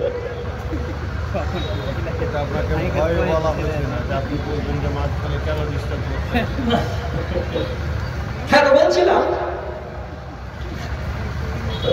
কোনো দিন ড্রাইভার পৌঁছে দিয়ে আসে আর কোনো দিন ওর বাপ পৌঁছে দিয়ে আসে। তো সেদিন ড্রাইভারের আসতে দেরি হয়েছে, তখন ওর বাপ বলছে কি, যে ড্রাইভারের আসেনি, যে ড্রাইভার এখন আসেনি। তখন ওরা বলে, চলো জলদি কর, এক্ষুনি চলে যাবো, আমি পৌঁছে দিয়ে আসবো। বাপ এবার জুতা গায়ে দিয়ে, জুতাটা পরে দিয়ে চাবি হাতে করে বাইরের দিকে ট্যাক্সির দরজাটা খুলেছে, খুলে 2 বেটার বলে, ওঠো স্কুলে পৌঁছে দিয়ে আসি। যেটা বেটার বয়স 7 বছর পুরো হয়ে 8-এ পা দিয়েছে, আর নিজের বাপকে আঙুল তুলে বলছে, আব্বা আপনাকে ড্রাইভারি করতে হবে না, অন্তত আজকে আপনার ড্রাইভারিতে স্কুল যাব না, অন্তত আজকে। বাপ বলছে, আজব ছেলে রে, আমি তোর বাপ, তোরা দুজন আমার ছেলে, আমি 20 বছর ধরে ট্যাক্সি ড্রাইভারি করছি, আজকে এমন কি হয়ে গেল যে আমার ড্রাইভারিতে তোরা স্কুল যাবি না? কেন যাবি না আজকে? তো ছেলে বলছে, আপনি আজকে ফজরের নামাজ সমূলেই পড়েননি। আর নবীজি হাদিসে বলছেন, যে ব্যক্তি ফজরের নামাজ উঠলো, ঈমান আমাদের সাথে ওযু করে নামাজ আদায় করলো, ফাহুয়া ফি জিম্মাতিল্লাহি তুলান নাহার, ওই মানুষটা সারা দিন আল্লাহর নিরাপত্তায় থাকলো, আল্লাহর জিম্মায় থাকলো, আল্লাহ রাব্বুল আলামিন তাকে নিরাপত্তা দেবেন। আপনি যেখানে ফজরের নামাজ পড়েননি, তাহলে আপনার মরণের আজকে নিরাপত্তা নেই, আপনার অ্যাক্সিডেন্টের আজকে নিরাপত্তা নেই। সুতরাং আপনি বেনামাজ আজকে ফজরের জন্য আপনার নিরাপত্তাহীনতায় ভুগবেন আপনি, আর আমরা আপনার গাড়িতে চড়ে যাব, আপনার কারণে গাড়িতে উল্টেও যেতে পারে, আপনার সাথে আমরা মাদ্রাসায় যাব না। কি নসল তৈরি করেছে তারা! আর আপনাকে যদি বলি 1000 টাকা দিব, আকিলকে ভোট দিতে হবে, দিয়ে দেবো, টাকাটা পকেটে ভরে নেবেন, আর নেওয়ার পরে অন্য আরেকটা দলের লোক আসবে, ও যদি আপনাকে 1500 টাকা দেয়, আপনি ওকে ভোটটা দিয়ে দেবেন, 1000 টাকা মুফতে খেয়ে নিলেন, কার? আকিল মাকিল। তাহলে ইমানটা আপনার শুধলা। আল্লাহকে বলে ভয় ছিল যে এই ইনকামটা যে কোথা থেকে চলে আসলো, আপনি ভাবলেন একবার যেটা হালাল না হারাম? এত বড় বড় কাজ আপনি করবেন আর আমরা করবো, তারপরেও চিন্তা নেই। মাত্র 8 দিন হলো, 17 দিনের বিবাহ হওয়া ছেলের আর মেয়ের বিবাহ ভঙ্গ হয়েছে। রাত 12টার সময় ফোন করছে, আমি জেগে থাকা মানুষ, আমাকে ফোন যেমনি ধরলাম তো মিজাজ আমার 680 ডিগ্রি। কে আপনি? আমি অমুক জায়গা থেকে বলছি। আপনি মানুষের আরাম বুঝেন না? ওই যে মাওলানা রাগ করবেন না, বিপদে পড়ে গেছে। কি শুলি হবে এখন নাকি? শুলির টাইমে কি দোয়া করতে হবে, দোয়াটা আমি বলে দিব? না না না, শুলির কথা বলিনি, বিপদে পড়ে। কি বিপদে পড়েছেন? যে 20 জন লোক বসে আছে একটা সালিসে, একটা মেয়ের বিয়ে হয়েছিল, আজ মাত্র 17 দিন হলো, আর সে বিয়েটা আজকে ভেঙে যাচ্ছে। তো মেয়েটাকে কতটি কি দিব, ছেলেটাকে কতটি কি লাগবে? ভাবছি যে রাতের বেলায় না ভাঙলে হতো না, সকালবেলায় যদি বিয়েটা ভাঙতেন। তো বলছে পরিস্থিতিটা এমন জটিল, ঘোরালো, বসেছি আমরা এশারের পরে, কিন্তু গড়িয়ে গেল আলোচনা করতে করতে এত দূর। ঘটনা কি? যে 17 দিন আগে এই ছেলে আর মেয়ে পালিয়ে গেছিল যে বিয়ে করেছে। ওর বাপ রাজি ছিল? যে না, ছিল না। আজকে কি হয়েছে? তো ওর বাপ এখনো নারাজ আছে, এখন মেয়েটাকে বাড়িতে তুলতে চাই না। তখন মেয়ে বলছে কি যে আমার বাপ রাজি নাই, তোমার কাছে আমি থাকবো না। ছেলেটা বলছে কি যে তোমার বাপ রাজি হয় না, তো কি করবো আমি তাহলে? তুমি আমার বাড়িতে থাকো। বলছে আমার বাপ জমি জমা আমাকে দিবে না, তা আমি তোমার ভাত খাবো না, তুমি আমাকে ছেড়ে দাও। তো কি কি পাবে? আমি বলছি থামতে পারলে মশলা শুনেন, আর থামতে না পারলে মশলা শুনিয়েন না। মেয়েটা কি পাবে? একটা ভেড়ি চুল পাবে না। কথা বুঝে গেল? কেন পাবে না? 17 দিন ধরে ছেলেটার কাছে রাত কাটাচ্ছে। 17 দিন রাত কাটিয়েছে, ছেলেটা আনন্দ ভোগ করেছে, মেয়েটা আনন্দ ভোগ করেছে, দুজন জিনা করেছে। আজকে ওরা আলাদা হয়ে যাবে, ওকে জেনাটা থেমে যাবে। এতদিন পর্যন্ত জেনা করে আসলো, আর এই জেনার বদলা কিছু পাবে না। আর মোহরের কথা তুলছো, যেখানে আবার বিয়েই হয়নি সেখানে আবার মোহরের নাম আসে কি করে? বিয়ে হয়নি তো মোহর হয়নি, দুজনকে দুদিকে নিয়ে চলে যাও। এই যে 17টা রাত কাটিয়ে দিয়েছে, ওটা মুফতের চিড়িয়া খেয়ে নিয়েছে, চলে গেছে, যাও তুমি উঠো দু জায়গা থেকে। বলছে মাওলানা মশলা কেন লাগছে? তোমার কোনো বাপ যদি থাকে, ওকে টাকা দিয়ে সোজা করতে পারো তো করে নাও। এর থেকে মশলা ভালো হবে না। ওর বিয়ে হয়নি, ছাড়ানোর প্রশ্ন নাই, প্রশ্নই নাই। আচ্ছা, এই ছেলেটাকে জানে না যে এটাতে আল্লাহ রাজি হবে না, রাজি হবে না? এই আইনটাকে আমি হাতে তুলে নিচ্ছি, তো আল্লাহ রাব্বুল আলামিন আমাকে কি বলবেন কিয়ামতের দিন? মেয়েটা জানে না, ছেলেটা জানে না, পৃথিবীর কোন ছেলেটা জানে না, পৃথিবীর কোন মেয়েটা জানে না। আচ্ছা, আপনারাকে যে 52টা জুমার খুতবা দেওয়া হচ্ছে বছরে আধা ঘন্টা করে, আপনি কোনটা ওয়াজ জানেন না? কোন একটা ভাই চিরকুট লিখে বলেন তো, একটা ভাই বলেন যে মানেন আমি ওয়াজটা বুঝি না, এই মশলাটা আমি বুঝি না। আমি রহমানী সাহেবকে বলবো যে এই লোকটা সত্যি এই মশলাটা বুঝে না বা জানে না, বা এই ওয়াজটা শুনেনি। আছেন কোন লোক? নিমতলা সব মশলা জানে না। কিন্তু যুগটা কি? যুগটা হয়েছে কি যে জানার পরেও আপনি মানবেন না।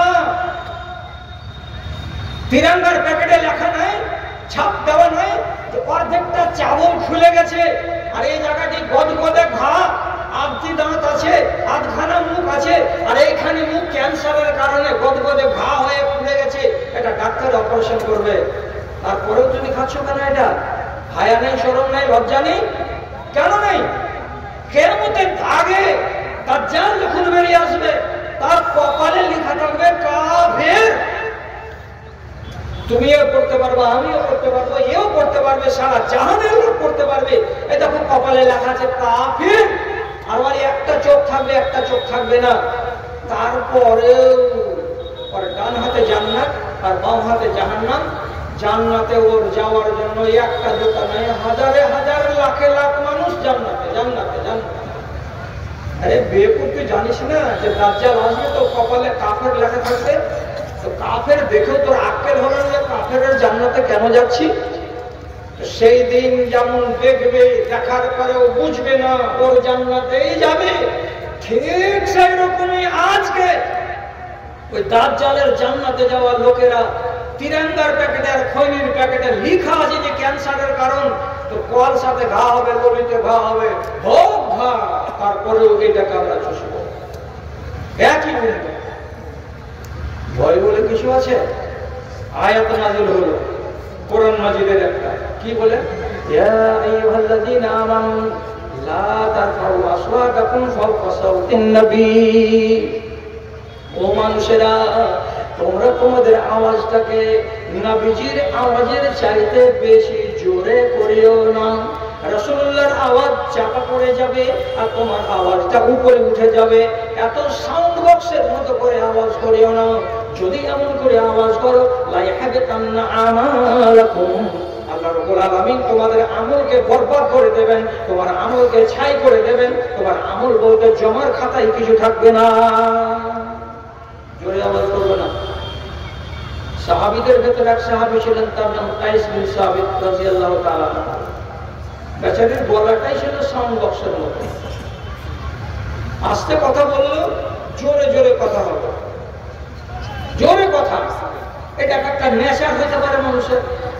আমার হাত খারাপ তখন এইরকমই, এইরকম আমার হাত দিয়ে যদি একটা জোয়ান লোকে এক চড় মারি তো কিছু হবে না। অথচ আমার একটা সাথী জালালগড়ে বাড়ি আছে, মায়ের পেট থেকে এসেছে কেমন হয়ে, তার এই হাতের হাতেলিটা আমার হাতের ডবল, এতখানি মোটা এর তালুটা আর এরকম মোটা মোটা আঙুল, একটা যদি চড় মেরে দেয় তো 3 দিন খাটে শুকিয়ে যাবে। সালমা বিন আকওয়া রাদিয়াল্লাহু তাআলা আনহু, উনার হাত ছিল এরকম চ্যাপ্টা, এক চড় যদি কাউকে মেরে দিতেন তাহলে তাকে শুকিয়ে দিতেন একবারে শরীরে। হতে পারে এরকম মানুষ? কায়েস বিন সাবিতের গলার আওয়াজ খুব জোরালো। যখন আয়াতটা কানে গেল, ভয় কাকে বলে আন্দাজ করুন। জালাসা ফি বাইতিহি, মসজিদে নববীতে আসা তিনি ছেড়ে দিলেন। মসজিদে নববীতে নামাজ পড়তে আর আসেন না। ফজরে নাই, ইশাতে নাই, জোহরে নাই, মাগরিবে নাই। ফালাম্মা ইফতাকালাহুন নবী সাল্লাল্লাহু আলাইহি ওয়াসাল্লাম, নবী করিম সাল্লাল্লাহু আলাইহি ওয়াসাল্লাম তাকে দেখতে পাচ্ছেন না। পরে আমরা সব সাহাবীকে মসজিদে দেখতে পাই, কিন্তু সাবিত বিন কায়েসকে কেন মসজিদে দেখা যায় না? কি হলো তার? কেন আসে না মসজিদে? খোঁজ নিতে গেলেন। তখন সাহাবায়ে কেরাম বললেন, হে আল্লাহ পাকের রাসূল, যেদিন থেকে আয়াতটি নাযিল হয়েছে সেদিন থেকে সাবিত বিন কায়েস মসজিদে আসে না। কেন আসে না? আমার মতো উঁচা গলার মানুষ একটাও নাই। আমি জোরে জোরে কথা বলেছি আর আল্লাহ তাআলা বলছেন তোমাদের আমলকে বরবাদ করে দেওয়া হবে। অতএব আমার আমল শেষ হয়ে গেছে, আমার আমল বরবাদ হয়ে গেছে। আমি লজ্জিত, রাসূলুল্লাহর আওয়াজের চাইতে আমার আওয়াজ কেন বড় হলো? তারই ভয়ে, তারই ডরে এবং আল্লাহর ভয়ে কম্পিত হয়ে আমি আর মসজিদে নববীতে যাই না। ভয়ের ভয়, কি কোন ভয়ের ভয়? কতটা মনের ভেতরে শঙ্কা তৈরি হলো যে আমল বরবাদ হয়ে যাবে, তাহলে তো আমার গেছে না। রাসূলুল্লাহ ডেকে পাঠালেন, ওকে ডেকে পাঠালো। মসজিদে এলেন, মুখটাকে নিচু করে, গমগীন হয়ে, চিন্তিত হয়ে। রাসূল বলছেন, সাবিত, তোমার চেহারা এমন মলিন কেন? চোখ দিয়ে পানি নেমে গেল। আল্লাহ পাক রাসূল সব যা আমল করেছিলাম ধুয়ে মুছে গেছে। আমল বলে কিছু নেই আমার জমার খাতায়। কেন বাবা? যে আপনি আমাকে পড়ে শুনিয়েছেন, সাহাবীদেরকে পড়ে শুনিয়েছেন, লা তারফাউ আসওয়াতাকুম ফাওকা সাওতিন নবী, নবীর আওয়াজের উপরে যেন তোমাদের আওয়াজ না বড় হয়। আমার আওয়াজ তো আল্লাহ তাআলা বড় করেছেন, আর আমি কত যে কথা বলেছি আপনার সামনে জোরে জোরে আমার সেই আওয়াজে।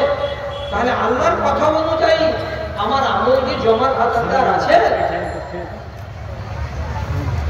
যোগ বলে গিয়ে রাসূলুল্লাহ শুনলেন, শোনার পরে তাকে তাসাল্লি দিয়েছেন, আনতা মিন আহলিল জান্নাতে। হে সাবিত বিন কায়েস, কথাটার মানে এরকম নয়। তোমার গলা আল্লাহ তাআলা বড় করেছেন। যখন তুমি কথা বলবে, তোমার ব্যক্তিগত কথা, সেখানে যদি আমি না থাকি তাহলে তুমি যত জোরে পারো কথা বলো, তোমার কোনো নিষেধ নাই, বাধা নাই। আর আমি যখন মজলিসে কথা বলবো তখন তুমি আমার আওয়াজের দিকে লিহাজ করে কথা বলবে, যাতে আমার আওয়াজ যত জোরে হচ্ছে তার চাইতে তোমার আওয়াজ যেন জোরে না হয়ে যায়। এটা আমার সামনে আমার মজলিসের কথা, আমার মজলিসের বাইরের কথা নয়। এবং আয়াতটা তো আজকে এসেছে, কালকে আসেনি। আওয়াজটা তো আয়াতটা তো আজকে এসেছে, এক সপ্তাহ আগে আসেনি। সুতরাং আগে যা তুমি করে নিয়েছো সেগুলোকে রব্বুল আলামিন ধরবেন না। আজ থেকে একটা নিয়ম দেওয়া হলো যে নবীর আওয়াজের উপরে তোমার আওয়াজ যেন বড় না হয়। মনটাতে তাসাল্লি হলো, তাহলে তো বেঁচে গেলাম আল্লাহ পাকের নবী।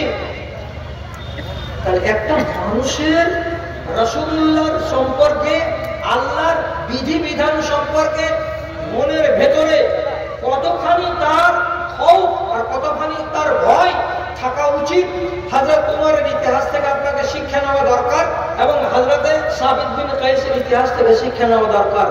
হযরত উমরের হাদিসের শেষখানে অন্য রিওয়ায়াতে লেখা আছে, ইন্নী ফাআলতু লিযালিকা আফআলান, আমি এইটুকু বেয়াদবি করেছিলাম, তার জন্য আমি অনেকগুলো কাজ করেছি। কি করেছি? মিনাস সাদাকাতে ওয়া ইতক রাকাবা, আমি গোলাম আযাদ করেছি, আমি অনেকগুলো সাদকা করেছি, আমি অনেকগুলো নফল নামাজ পড়েছি, যাতে করে রব্বুল আলামিন এটা আমার ভুল না ধরেন যে আমি রাসূলুল্লাহর উল্টো কথা কেন বলতে গেলাম।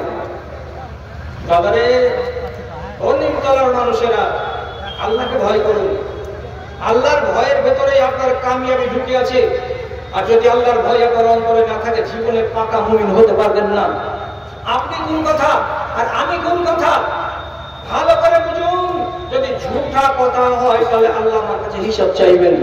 রাসূলুল্লাহ হাদিসে বলছেন, মা মিন দাব্বাতিন ইল্লা হিয়া মুসিখাতুন ইয়াউমাল জুমআতে, পৃথিবীতে যত প্রাণী আছে, কুকুর হোক, ভেড়া হোক, শিয়াল হোক, গাধা হোক, বাঘ হোক, ভাল্লুক হোক, গাছগাছালিতে যতগুলো পাখি আছে, সমস্ত প্রাণীর কথা আল্লাহ রাব্বুল আলামিন বলছেন, যেদিন শুক্রবারের দিন হয় সেদিন পাখিরা কুঞ্চিত হয়ে থাকে, সেদিন পাখিগুলো সব টুকরে গিয়ে থাকে, বেশি চেঁচামেচি করে না, লম্ফঝম্প করে না, বেশি দৌড়াদৌড়ি করে না, একজন আরেকজনকে বেশি ঠুকরা ঠুকরি করতে যায় না, সবাই ভয়ে আতঙ্কিত হয়ে থাকে। কতক্ষণ পর্যন্ত? জুমার সারাটা দিন চলে যাবে, হাত্তা ইউসুবিহা, পরের দিন সকাল পর্যন্ত তারা ভয়ে কম্পিত হয়ে বসে থাকে। চলে বেড়ায় ঠিক আছে, খেয়ে বেড়ায় ঠিক আছে, উড়ে বেড়ায় ঠিক আছে, কিন্তু তাদের মনের ভেতরে একটা আশঙ্কা সব সময় জেগে থাকে। কিসের জন্য এত ভয়? কিসের জন্য এত ভয়? ভয়ের কারণ হলো এই, নবী করিম সাল্লাল্লাহু আলাইহি ওয়াসাল্লাম বলেন, খায়রু ইয়ামিন তালিআত ফীহি শামসু ইয়াউমুল জুমআতে, আল্লাহর এই দুনিয়াতে 7টা দিন আছে, তার ভেতরে সবচাইতে উত্তম দিন হলো জুমার দিন। জুমার দিনটা সম্বন্ধে নবীজি বলছেন, এই দিনেই আল্লাহ রাব্বুল আলামিন আদমকে তৈরি করেছেন এবং এই দিনেই রব্বুল আলামিন আদমের ভেতরে রূহ সঞ্চারিত করেছেন এবং এই জুমার দিনেই আল্লাহ তাআলা আদমকে জান্নাতে ঢুকিয়েছেন এবং এই শুক্রবারের দিনেই আল্লাহ রাব্বুল আলামিন আদমকে জান্নাত থেকে বের করে দুনিয়াতে পাঠিয়ে দিয়েছেন। আবার এই শুক্রবারের দিনই আল্লাহ তাআলা দুনিয়াটাকে বরবাদ করবেন, দুনিয়াটাকে ধ্বংস করে দেবেন। যখন এই কথাটা শেষের বেলায় চলে আসলো, কিয়ামত হবে কি বার? তো শুক্রবার। দুনিয়া ধ্বংস হবে কি বার? তো শুক্রবার। গাছগাছরা ধসে পড়ে যাবে, পাহাড় বিলীন হয়ে যাবে, জমিন ফেটে যাবে, মানুষেরা পাগলের মতো দৌড়ে বেড়াবে, মায়ের পেট থেকে বাচ্চা খসে পড়ে যাবে, কেউ টের পাবে না, কেউ টের পাবে না। এবারের দিন হবে তো শুক্রবারের দিন হবে। তখনই আল্লাহর এই মাখলুকেরা যখন শুক্রবারের দিন চলে আসে, ডরে কম্পিত হয়ে গাছের কোনায় বসে থাকে। আল্লাহ, আজ যদি কিয়ামত হয়ে যায়, আজকে যদি হাসরের আওয়াজ বেজে যায়, মিকাইল যদি আজকে সুর ফুঁকে দেয়, আজকে কি বার? আজকে শুক্রবার। ওরে, আমরা পাপি তাপির দল, জুম্মার আজান পড়ে যাচ্ছে তখনও খেয়াল নাই, মাঠে কাজ করছি, আর আপনার নসিবে লেখা আছে জান্নাত আর জাহান্নাম, আর এই পোকামাকড়ের কপালে, পশু পাখির কপালে জান্নাতও লেখা নেই আর জাহান্নামও লেখা নেই। তারা আবার চিন্তিত যে আল্লাহ আজকে যদি কিয়ামত হয়ে যায়, আজকে যদি কিয়ামত হয়ে যায়, লাফালাফি বেশি করবো না, লাফাতাফি বেশি করবো না, গাছের ডালে বসে আছি বড় চিন্তিত হয়ে। তাহলে তারা যদি এতটা ভাবে, আমি আর আপনি কেন একটু ভাববো না? আর কেন আমাদের ভাবার টাইম আসছে না বলুন তো? আপনারা এক দুটা লোক কি বলবেন? যদি বলে দেন, যদি ভুল হয়ে যায় আল্লাহ এক নেকি দেবেন আপনাকে, আর যদি সঠিক হয়ে যায় তাহলে আপনাকে আল্লাহ তাআলা দুটা নেকি দেবেন। সেটা কি? ফেরেশতারা কিয়ামতের দিন জান্নাত জাহান্নামের ফয়সালা যখন হবে, সেদিন কি আল্লাহ তাআলা তার ফেরেশতাদেরকে জান্নাতে দিবেন, এইরকম কোনো কথা কোন আলেমের মুখ থেকে শুনেছেন? ফেরেশতারা জান্নাত পাবে, আল্লাহ ওদেরকে জান্নাত দেবেন, এরকম কথা কোন আলেম বয়ান করেছে? না। কোন হাদিসে লেখা আছে? নাই। কোরআনের কোন আয়াতে লেখা আছে? নাই। তাহলে জান্নাতে কারা কারা যাবে? একদম স্পষ্ট আয়াত, কতটি বলার টাইম নাই। কে যাবে? বানি আদম যাবে আর জিনের আওলাদ যাবে। জাহান্নামে কে যাবে? বানি আদম যাবে আর জিনেদের আওলাদ যাবে। তাহলে দুটা দলকে রব্বুল আলামিন তৈরি করলেন জান্নাতের জন্য আর জাহান্নামের জন্য। এদের ভেতর থেকে জান্নাতি আর এদের ভেতর থেকে জাহান্নামী। তো তাহলে যাদের নসিবে রব্বুল আলামিন জাহান্নাম লিখেননি, যাদের নসিবে আল্লাহ রব্বুল আলামিন জান্নাত লিখেননি, তাদের কেন ভয় থাকবে? আপনি নিজে বলুন, তাদের ভয় থাকার কোনো মানে আছে? তাদের ভয় থাকার কোনো মানে নেই, কোনো মানে নেই। তারপরেও আপনাকে বলছি, আপনি অবাক হবেন না, যা বলছি আপনাকে সত্য কথা বলছি। রাসূল করিম সাল্লাল্লাহু আলাইহি ওয়াসাল্লাম একদিন হযরত জিবরিলকে জিজ্ঞেস করে বলছেন, মালি লাম আরা মিকাইল জাহেবান। জিবরিল তুমি বলো তো ব্যাপারটা কি? কি ব্যাপার, কি ব্যাপার, এটা শুনতে চাই। কি কথা?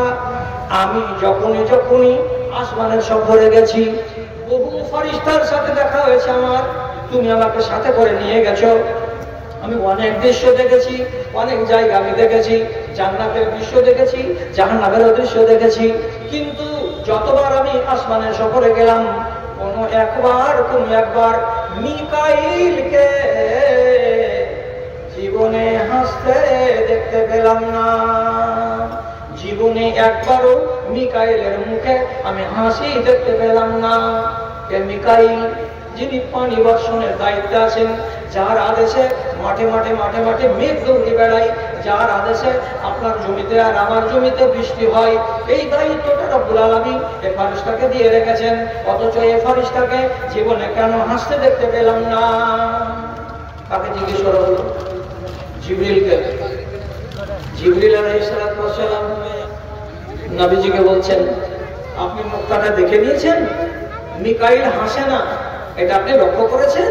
জি, আমি লক্ষ্য করেছি। তো যখন আপনি জানতে চাইলেন যে মিকাইল হাসে না কেন, আমার দায়িত্ব হলো আপনাকে জানিয়ে দেওয়া। আমি জানিয়ে দিই কেন হাসে না, কেন হাসে না। মা জাহেকা জি মিকাইল মুযু খলাকাতিন নার। যেদিন থেকে রব্বুল আলামিন জাহান্নামকে তৈরি করেছেন, আবার যেদিন থেকে রব্বুল আলামিন জান্নাতকে তৈরি করেছেন, আমি ওই জান্নাতকে দেখেছি, আমি ওই জাহান্নামকে দেখেছি। মিকাইলও আমার সাথে জান্নাতকে দেখেছে, জাহান্নামকেও দেখেছে। জাহান্নাম জান্নাত নিয়ে অনেক কথা আছে, ওই হাদিস, সে হাদিস এখানে আনলাম না। তবে জিবরিল আমিন বলছেন, যখন মিকাইলকে জাহান্নাম দেখানো হলো, ওরে সুবহানাল্লাহ, জাহান্নামের কি ভয়ানক দৃশ্য! এই আগুন আর সেই আগুন, আকাশ বাতাসের তফাৎ। এত বিশাল অগ্নিকুণ্ড দাউ দাউ দাউ দাউ দাউ দাউ করে জ্বলছে। এবং আল্লাহ রাব্বুল আলামিনের নবী সহিহ হাদিসের ভিতরে বলেছেন, ইউতা বিজাহান্নাম ওয়ালাহু সাবউনা আলফ জামামিন।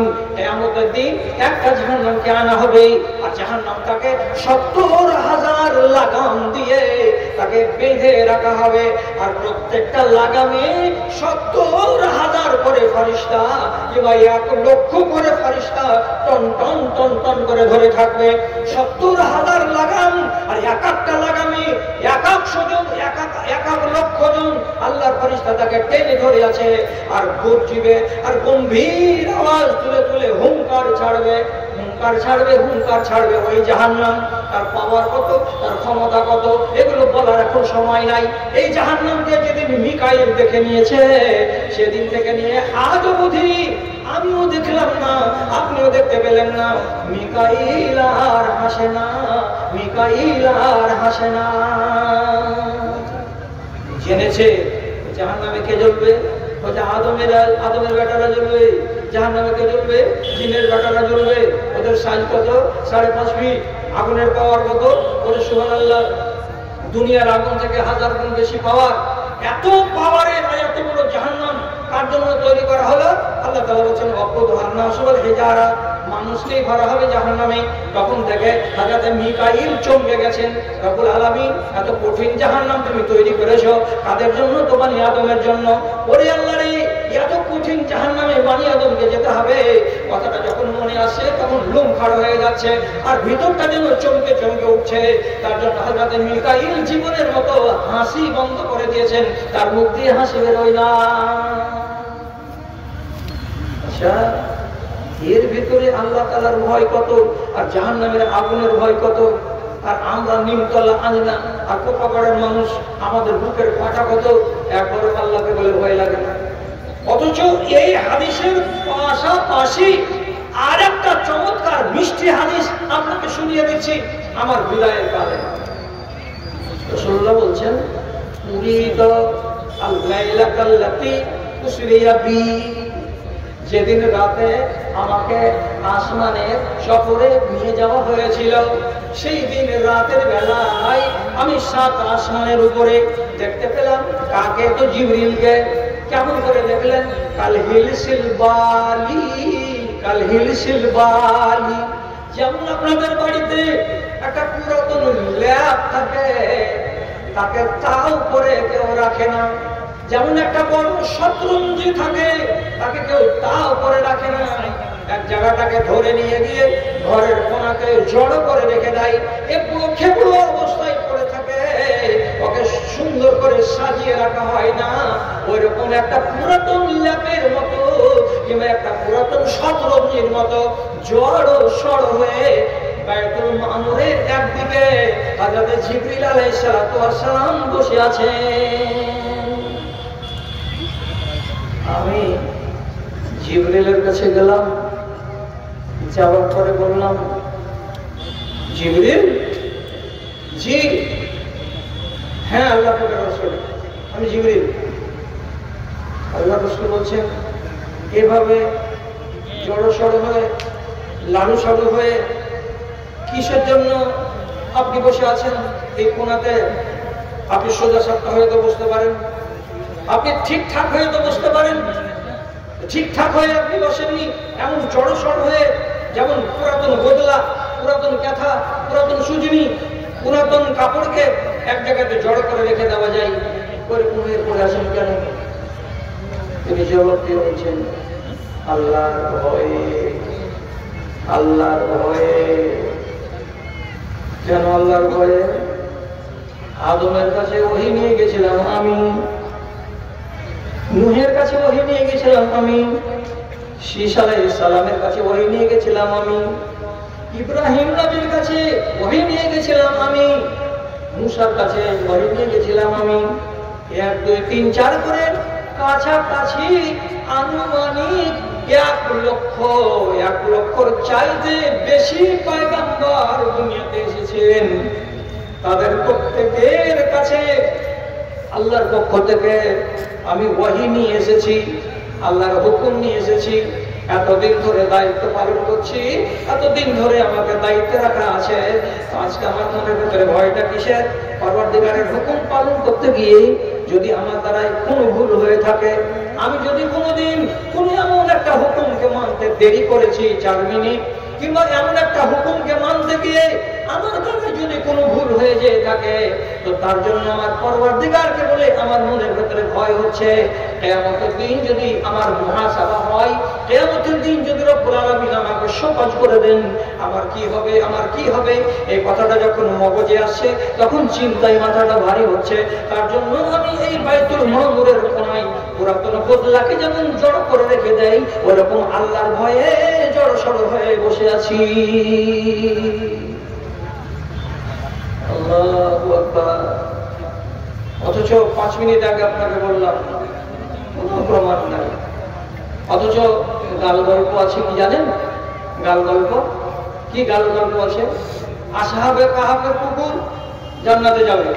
ফালতু কথা, এটা কোনো কথাই নয়। ইব্রাহিম নবী 4টা পশুকে জবে করেছিলেন, পাহাড়ে জমা করে দিয়ে আবার ডেকেছিলেন, ময়ূর এসো, মুরগি এসো, কাকাতুয়া এসো।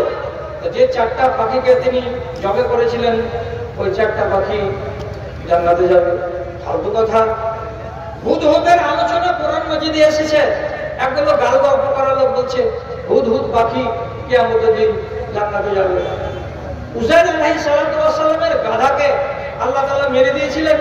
100 বছর পরে আল্লাহ উযাইরকে জিন্দা করলেন, আর গাধাকেও জিন্দা করলেন। গাল গল্প হচ্ছে কি?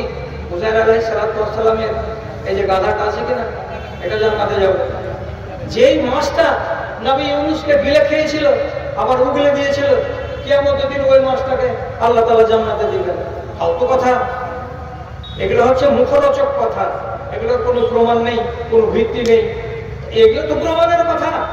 যে কথাটা কি বললাম, কোরআন মাজিদ থেকে প্রমাণিত। জান্নাতের মালিককে জিনের বেটা, ইনসানের বেটা। জাহান্নামে যাবে কারা? জিনের বেটা, ইনসানের বেটা। তার কোনো ভয় নেই, জিকিরে আসে না, আল্লাহকে বলে ভয় করে না। অথচ তারা দিবারাত্রি রব্বুল আলামিনকে বলে ভয় করে। আর দামি নামি দুনিয়ার আলেম কয়েকজন বলেছে পাখিরা দুনিয়াতে 4টা কথা ছাড়া বুঝে না। কি কি? ওর জোড়া কোনটা ও জানে। 1000টা শালিক যদি ওর কাছে থাকে, ওর জোড়া কেউ হারাবে না। যেমন করে হোক জোড়ার সাথে থাকবে, জোড়া হারাবে না। 1। 2 নম্বর কথা, কোন দিকে উড়ে গেলে আমি রিজিক পাবো, এই কথাটা ও বুঝে। ওই জন্য ও রিজিক কাউরি কাছে চাইতে যাবে না, দুনিয়ার মানুষের কাছে উড়ে বেড়াবে। ও রিজিক আল্লাহ তাআলা ওকে দেবে। তামদুর ফেমাসান আর ও হবে দানাতান। আর একটা কথা, ওকে রব্বুল আলামিন একটা পাওয়ার দিয়েছে। সেটা পাওয়ার কি? উপরে আসমানে রিজিকের মালিক আছেন, তিনি হলেন আল্লাহ। তিনি আমাদেরকে রিজিক দিচ্ছেন, যার কারণে পাখিরাও আল্লাহ তাআলাকে তার নিজের ভাষাতে ডাকে, পাখিরাও আল্লাহ তাআলার জিকির করে। এই কথাটা অস্বীকার করতে পারবেন না। ইন মিন শাইইন, কোরআনের আয়াত হলো, মানে দুনিয়াতে যত শাই আছে, শাই মানে কি? বস্তু। বস্তু তো দূরের কথা, এর ভেতরে শামিল হয়ে গেল যত প্রাণী, যা গাছ গাছড়া, ঝিনুক, শামুক, মাছ, কাঁকড়া, সবাই সবাই তাসবিহ বয়ান করে। ওয়ালাকিন লা তাফকাহুনা তাসবিহাহুম, কিন্তু তোমরা তাদের তাসবিহকে বুঝো না। তোমরা তাদের তাসবিহগুলোকে বুঝবার মতো ক্ষমতা রাখো না। আপনি ভাবেন এদের হাল যদি এই হয়, আমার হাল কেন এমন হলো? আমি কেন ভুলে গেলাম আল্লাহ রাব্বুল আলামিনকে? আমি কেন ভুলে গেলাম আল্লাহর ভয়কে? পাহাড় নদী গাছগাছালি, পাহাড় নদী গাছগাছালি, মরুসাগর পাক পাখালি, সব গাহে তার গান। শুধু গাহে না জিন করি ইনসান রে, শুধু গাহে না জিন করি ইনসান। ফুলের মধু এত যে মিষ্টি, কে করেছে তাহার সৃষ্টি? বলো তো কাহার দান? শুধু গাহে না জিন করি ইনসান রে, শুধু গাহে না জিন করি ইনসান। দাদারা, কথা বলতে শুরু করেছিলাম রাত্রি 11টায়, ঘড়ি বাজতে বাজতে চলে গেল রাত 12:30টায়। তো 12টা যখন রাত হয়ে যায়, তখন লোকের 12টা বেজে যায়। আর আমার যখন 1.5 ঘন্টা হয়ে যায়, তখন 60 বছর পার হওয়ার পরে আমারও 12টা বেজে যাচ্ছে। আপনি মগরবের পরে দিলেও 1.5 ঘন্টা যেমনি হবে, আমার 12টা বেজে যাবে। তো একটানা চলেই চলেছি, আর একটানা আরো চলতে হবে। কাজে আমার মতো একটা বয়স্ক মানুষকে আর আপনারা কষ্ট দিয়েন না। কথা অনেক থেকে গেল। আমি মনে করি এই কথাটিকে যদি একটু হেফাজত করেন, তাহলে আল্লাহ তাআলা আপনাদের ঈমানে অনেক উন্নতি দিবেন। আমার যাওয়ার পরে আমার শেখ কথাটির মোরাল একটু মন্তব্য উনি সভাপতি সাহেব করবেন। আমি এখান থেকে এক্ষুনি উড়ে যাব গিয়ে আমাকে ট্রেন ধরতে হবে, আর বাড়ি গিয়ে একটু আরাম বিশ্রাম করে আবার আমাকে কিশোরগঞ্জ বের হতে হবে। আপনারা ভালো থাকুন, আপনারা ইমান আমানে থাকুন। হ্যাঁ, একটা কথা বলে দিই, বেয়াদবি মা, 10টা সাহাবী যারা ইমান আনার আগে রাসূলুল্লাহ জানি দুশমন ছিলেন, রাসূলুল্লাহ দ্বীন ইসলামের জানি দুশমন ছিলেন। আবার এই 10টা সাহাবী ইমান আনার পরে পরম মিত্র হয়ে গেলেন, কঠিন অন্তরঙ্গ বন্ধু হয়ে গেলেন। এমন 10 জন সাহাবীর জীবনী যদি আপনার পড়ে কিছু ইমান বাড়ে, এটা আমার বিশ্বাস। তার জন্য এইবার একটা নতুন কিতাব আপনাদের নামে আছে। কিতাবটার নাম হলো লাঞ্ছিত জীবন ছেড়ে ইমানের ছায়া তলে। লাঞ্ছিত জীবন ছেড়ে ইমানের ছায়া তলে। 250 পাতার বইখানিকে আপনাকে 5 কাপ চায়ের দাম দিয়ে 50 টাকা দিয়ে নিতে হবে। যার নেওয়ার মন আছে তাড়াতাড়ি করে ওখানে গিয়ে নিয়ে নেন। এই 5 মিনিটের ভেতরে আমি গাড়িতে উঠে চলে যাব। আল্লাহ হেফাজত করে আপনাদের। আমি আমার নিজের কম ইলমের কথা স্বীকার করে নিয়ে আপনাদের কাছ থেকে আজকের মতো বিদায় হয়ে গেলাম। ভালো থাকেন, ইমান আমানে থাকেন, আল্লাহ আপনাদের ইমানি জিন্দেগি দান করেন। আমিন। ওয়া আখিরু দাওয়ানা আলহামদুলিল্লাহি রাব্বিল আলামিন। আসসালামু আলাইকুম ওয়া রাহমাতুল্লাহি ওয়া বারাকাতুহু। আল্লাহু আকবার।